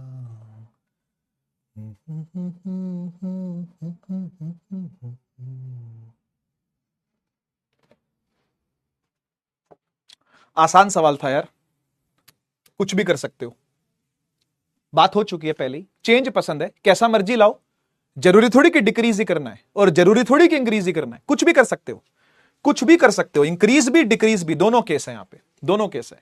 D phi by D T का मतलब चेंज का रेट है वो। अब चेंज पॉजिटिव में आए तो अच्छी बात, नेगेटिव में आए तो भी अच्छी बात, हमें कोई फर्क नहीं पड़ता इस चीज से। ठीक है जी, तो हर्षल आशीष, नित्यम, आदर्श, अनुष, सुमन, अजमतुल्लाह, आदित्य, अरहान, आदित्य एक और, ठीक है बढ़िया, बहुत सही, समझ में आया ना। तो चेंज कैसा भी आ सकता है बेटा, पॉजिटिव चेंज, नेगेटिव चेंज, जो मर्जी चेंज आए, अपने को चेंज से मतलब है। बढ़िया, आगे बढ़ते हैं, आगे बढ़ते हैं। ठीक है, एक छोटा सा थ्योरी सा टॉपिक एक बार फटाफट से सुन लो इसको। बोल रहा है कि मैग्नेटिक फ्लक्स चेंज तो कर सकते हैं, लेकिन किन किन तरीकों से। हमने अभी क्या देखा, लूप रोक रखा था, मैग्नेट पास ला रहे थे, या मैग्नेट रोक रखा था, लूप पास ला रहे थे, ये हो रहा था। दूसरे एक्सपेरिमेंट में दो कॉइल थे, एक में करंट खुद का बनाया हुआ था, मतलब बैटरी लगा करके, दूसरे में नहीं था, और फिर दोनों का रिलेटिव मोशन करवा रहे थे, यानी इसको रोक के इसको चलाएं या इसको रोक के इसको चलाएं, तो आ रहा था। ठीक है, और तीसरे केस में क्या था, बस स्विच ऑन स्विच ऑफ करना था अपने को और करंट आ रहा था। ठीक बात है ना। तो और कौन कौन से तरीके हो सकते हैं फ्लक्स को चेंज करने के, आइए टेक्निकली समझते हैं इस चीज को। तो टेक्निकली ये बात है कि भाई जो फ्लक्स होता है, फाई बी जो होता है, वो बी डॉट ए है। हाँ बी डॉट ए है, यानी जो फ्लक्स है बेटा वो बी ए कॉस थीटा, इन तीन चीजों पर डिपेंड करता है। मोटी बात समझ, मोटी बात समझ, मोटी बात यह कहती है कि फ्लक्स तीन बातों पर डिपेंड करता है, बी की वैल्यू, ए की वैल्यू, थीटा की वैल्यू। हाँ सही बात है, सही बात है। तो तीन तरीकों से चेंज होगा, समझ गया ना, इसके अलावा कोई चौथा तरीका ही नहीं है। भाई फ्लक्स का फॉर्मूला क्या कहता है, बी ए और थीटा, बी ए और थीटा, बी ए और थीटा। तो या तो तू बी में चेंज ला, या तू ए में चेंज ला, या तू थीटा में चेंज ला। कितनी प्यारी बात है, सोचो कितनी प्यारी बात है। सब कुछ फॉर्मूला ही तो बता रहा है आपको। फ्लक्स चेंज करना चाहता है, हाँ, करंट इंड्यूस करना चाहता है, हाँ, ईएमएफ को जन्म देना चाहता है, हाँ, तो बस इनमें से किसी को भी चेंज कर दे, या तो तू बी चेंज कर दे। अब बी कैसे चेंज होता है, सोचो सोचो, बी कैसे चेंज कर सकते हैं, मैग्नेटिक फील्ड कैसे चेंज हो सकती है। शायद हम पहले से थोड़े से स्ट्रॉन्ग मैग्नेट ले आए। भाई मान लो पहले एक मैग्नेट था जो 3 टेस्ला दे रहा था, हटाया फटाफट से दूसरा ले आए 4 टेस्ला दे रहा है, अरे वाह, हटाया 5, हटाया 6, मतलब किसी तरीके से हम फील्ड को बढ़ाएं या घटाएं, बात खत्म। किसी तरीके से हम फील्ड को बढ़ाएं या घटाएं तो ईएमएफ पैदा कर ले जाएंगे, ईएमएफ पैदा कर ले जाएंगे, है ना। तो ईएमएफ होती है क्या बेटा, D phi by D T, सही बात है, D phi by D T. और फाई क्या है, फाई क्या होता है, ध्यान से देखिएगा, ये होता है B A cos theta, B A cos theta divide by D T, है ना। अच्छा किसको चेंज कर रहे हैं, बोले खाली बी को, बोले खाली बी को, तो बाकी कांस्टेंट होंगे। अरे बी चेंज हो रहा है, ए और थीटा कांस्टेंट है, बाहर निकाल उसको। तो ईएमएफ क्या आ गई भाई, A cos theta d B by D t. कुछ भी करके भाई बी को चेंज करो, यह फॉर्मूला यही कह रहा है। कह रहा है ईएमएफ प्रोड्यूस करनी है क्या, हाँ करनी है। ईएमएफ प्रोड्यूस करनी है क्या, हाँ करनी है, करनी है। तो बी को चेंज कर, बी को with respect to time change करो। अब वो तुम कैसे करोगे वो सोचो, वो सोचो क्या तरीके हो सकते हैं चेंज करने के, ये आपके हाथ में है। इधर आ जा, इधर आ जा। ईएमएफ होती है D phi by D T. इस बार तू कोशिश कर एरिया चेंज करने की। सर एरिया कैसे चेंज करें, सर एरिया कैसे चेंज होगा। और पहली बात तो ये समझो, ये एरिया होता पता कौन सा है, ये वो एरिया होता है जिस एरिया में सिर्फ फील्ड है। ये पूरा एरिया नहीं है कि भाई समझ लो आपने 1 किलोमीटर लंबा 1 किलोमीटर चौड़ा लूप ले रखा है और फील्ड इतनी सी लगा दी उसमें। तो इतना बड़ा एरिया नहीं लेना आपने, एरिया उतना ही लेना जितने रीजन में फील्ड हो। बात समझिएगा, जैसे मान लो आपका लूप ये है, समझ बात को, समझ बात को। मान ले तेरा लूप ये है और तूने फील्ड लगा रखी है बस इस इलाके में, समझा गया, तूने फील्ड लगा दी इस इलाके में, ये तेरी क्रॉस में फील्ड जा रही है, तो एरिया पूरा ना लिया जाएगा भाई, पूरा एरिया ना लेंगे। कितना लेंगे, कितना लेंगे, इतना ही लेंगे, बस इतना ही एरिया मान्य होगा, इतना ही एरिया मान्य होगा। समझे, समझे, ये एरिया मान्य नहीं होगा, है ना, समझ गए। मान्य एरिया, मान्य मतलब इसको हिंदी में तो मानने का मतलब माना हुआ एरिया, इसी को मानेंगे हम, इसी का एरिया मानेंगे। इफेक्टिव एरिया यही होगा, मतलब समझ गए ना, इफेक्टिव एरिया यही होगा। तो बात को समझिएगा। हाँ, तो अब बात आती है इफेक्टिव एरिया कैसे चेंज करोगे। तो सोचो भाई, सोचो कैसे करेंगे, बाकी नेक्स्ट क्लास में देखेंगे हम, बाकी नेक्स्ट क्लास में देखेंगे कैसे चेंज होगा। फॉर्मूला मैं आपके लिए बता देता हूं। फाई की जगह पर क्या रखेंगे भाई, बी ए कॉस थीटा रखेंगे डिवाइड बाय डी। इस बार कौन चेंज हो रहा है, सर ए चेंज हो रहा है, यानी ए कांस्टेंट नहीं है, बाकी कांस्टेंट है। जो कांस्टेंट है वो डिफरेंशिएशन से वैसे ही बाहर आ जाते हैं। सही बात है सर। तो फिर ईएमएफ कैसे लिखी जाएगी भाई, लिखी जाएगी B cos theta D A by D T. माने भाई आपसे फॉर्मूला कह रहा है, आपसे फॉर्मूला कह रहा है तू कुछ भी कर, एरिया चेंज कर। अगर तुझे ईएमएफ चाहिए, एरिया चेंज कर, बी कॉस थीटा पे डिपेंड मत हो। तीसरे पर आते हैं। तीसरा है थीटा, तीसरा है एंगल। ये एंगल किसके किसके बीच का होता है? बी और ए, मैग्नेटिक फील्ड और एरिया वेक्टर के बीच का एंगल है। अगर आप किसी तरीके से ये एरिया चेंज करते रहे, थीटा चेंज करते रहे, सॉरी एरिया नहीं, एरिया वेक्टर और मैग्नेटिक फील्ड के बीच का एंगल बदलते रहो, ये कैसे होगा? ये कैसे होगा? कैसे होगा ये? तो ऐसे होगा, देख ऐसे होगा। दिखाता हूं फ्लक्स जहां पड़ा था ना, वहां लेके चलता हूं।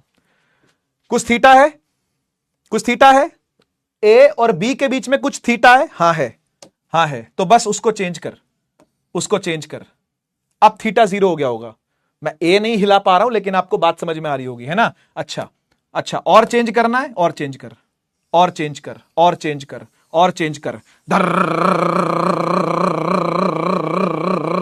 ऐसा करने से क्या हो रहा है? ये मैंने क्या किया? मैंने ऐसे किया, ऐसे। ये करने से क्या हो रहा है? एरिया वेक्टर का एंगल बी के साथ चेंज हो रहा है, लगातार बी के साथ चेंज हो रहा है। देख 90 हो गया, है ना? अरे हो जा, देख 90 हो गया, और देख 0 हो गया। 90 0 खड़ा रहे, 90, ये बी है, ये ए है, बी के साथ आ गया, 90 हो गया, 0 हो गया, 90 हो गया, 0 हो गया, 90। तो इस तरीके से घुमा। और ये प्रिंसिपल यूज होता है जनरेटर में। आपने कभी भी जनरेटर देखा है चलता हुआ? शादियों में देखा होगा, बारात में गए होगे तो पीछे पीछे जनरेटर चल रहा होता है। घर में भी हो सकता है जनरेटर हो, खेत में भी हो सकता है जनरेटर हो, आसपास मोहल्ले में कई जनरेटर देखा होगा। जनरेटर को हमेशा ऐसे गर्र करके यूं स्टार्ट करते हैं, घूमना चालू हो जाता है वो। देखा ना, उसके अंदर ऐसे ऐसे करके एक एक्सल होती है, वो घूमना चालू हो जाती है, ऐसे से घूमती रहती है वो असल में इस लूप को घुमा रही होती है। जनरेटर के अंदर एक ऐसा लूप होता है भाई, उसका एरिया वेक्टर मैग्नेटिक फील्ड के साथ एंगल लगातार चेंज करता है। उसका एरिया वेक्टर मैग्नेटिक फील्ड के साथ एंगल लगातार चेंज करता है, मतलब यहां पर थीटा चेंज होता है। तो ईएमएफ कहती है भाई मैं तो हूं जी D phi by D T. बोले फाई की वैल्यू क्या होती है? बोले फाई की वैल्यू होती है बी ए कॉस थीटा। बोले इस बार कौन चेंज हो रहा है? इस बार ना तो बी चेंज हो रहा, ना तो ए चेंज हो रहा, तो कौन हो रहा? थीटा।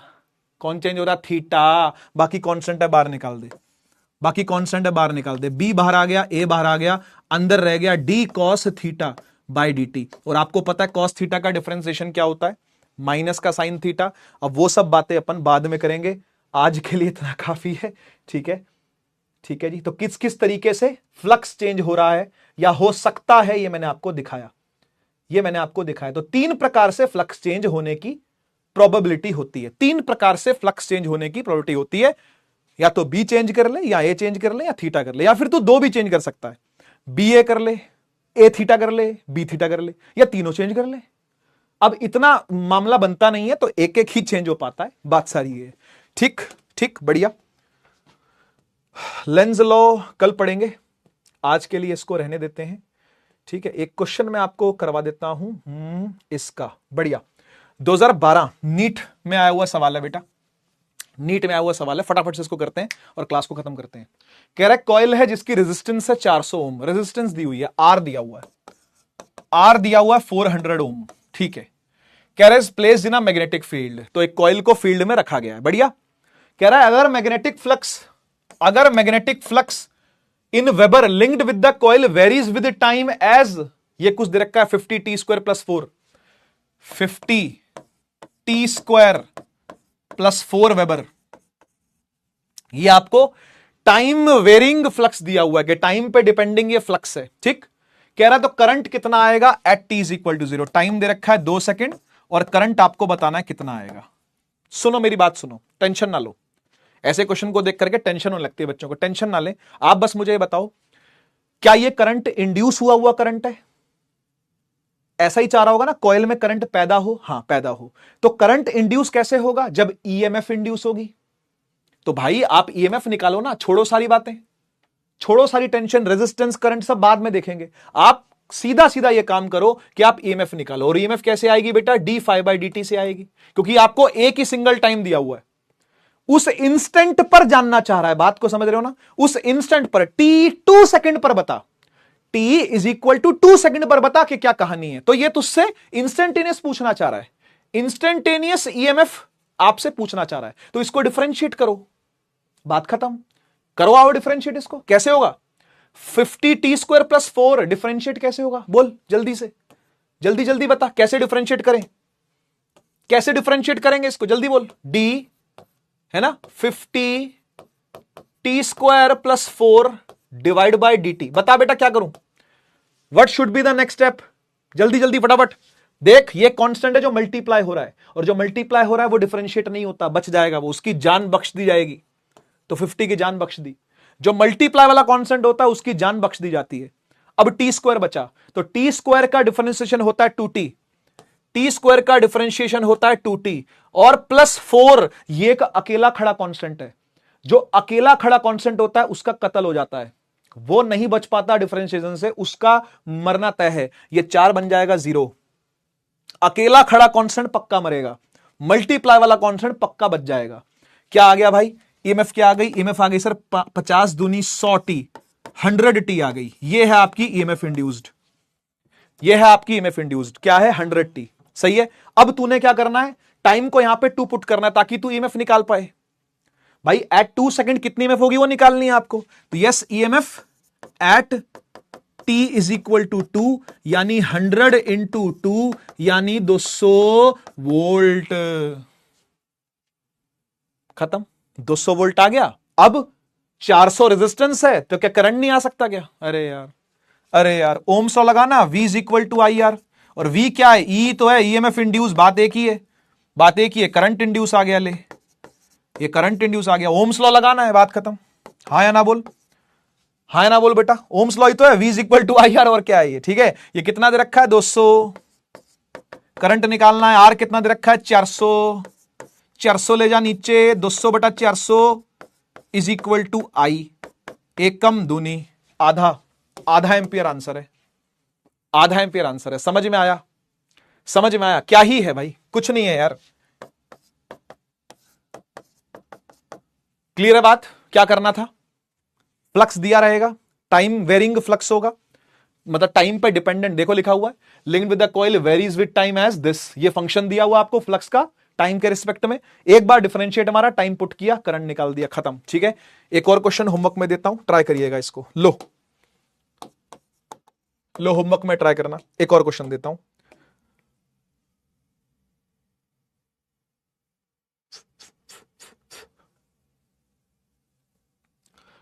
कर लो, कर लोगे मुझे लगता है, मतलब इतनी दिक्कत नहीं आएगी आपको। ठीक है, होमवर्क, होमवर्क क्या जी भाई, नोट्स पूरे कर लीजिएगा।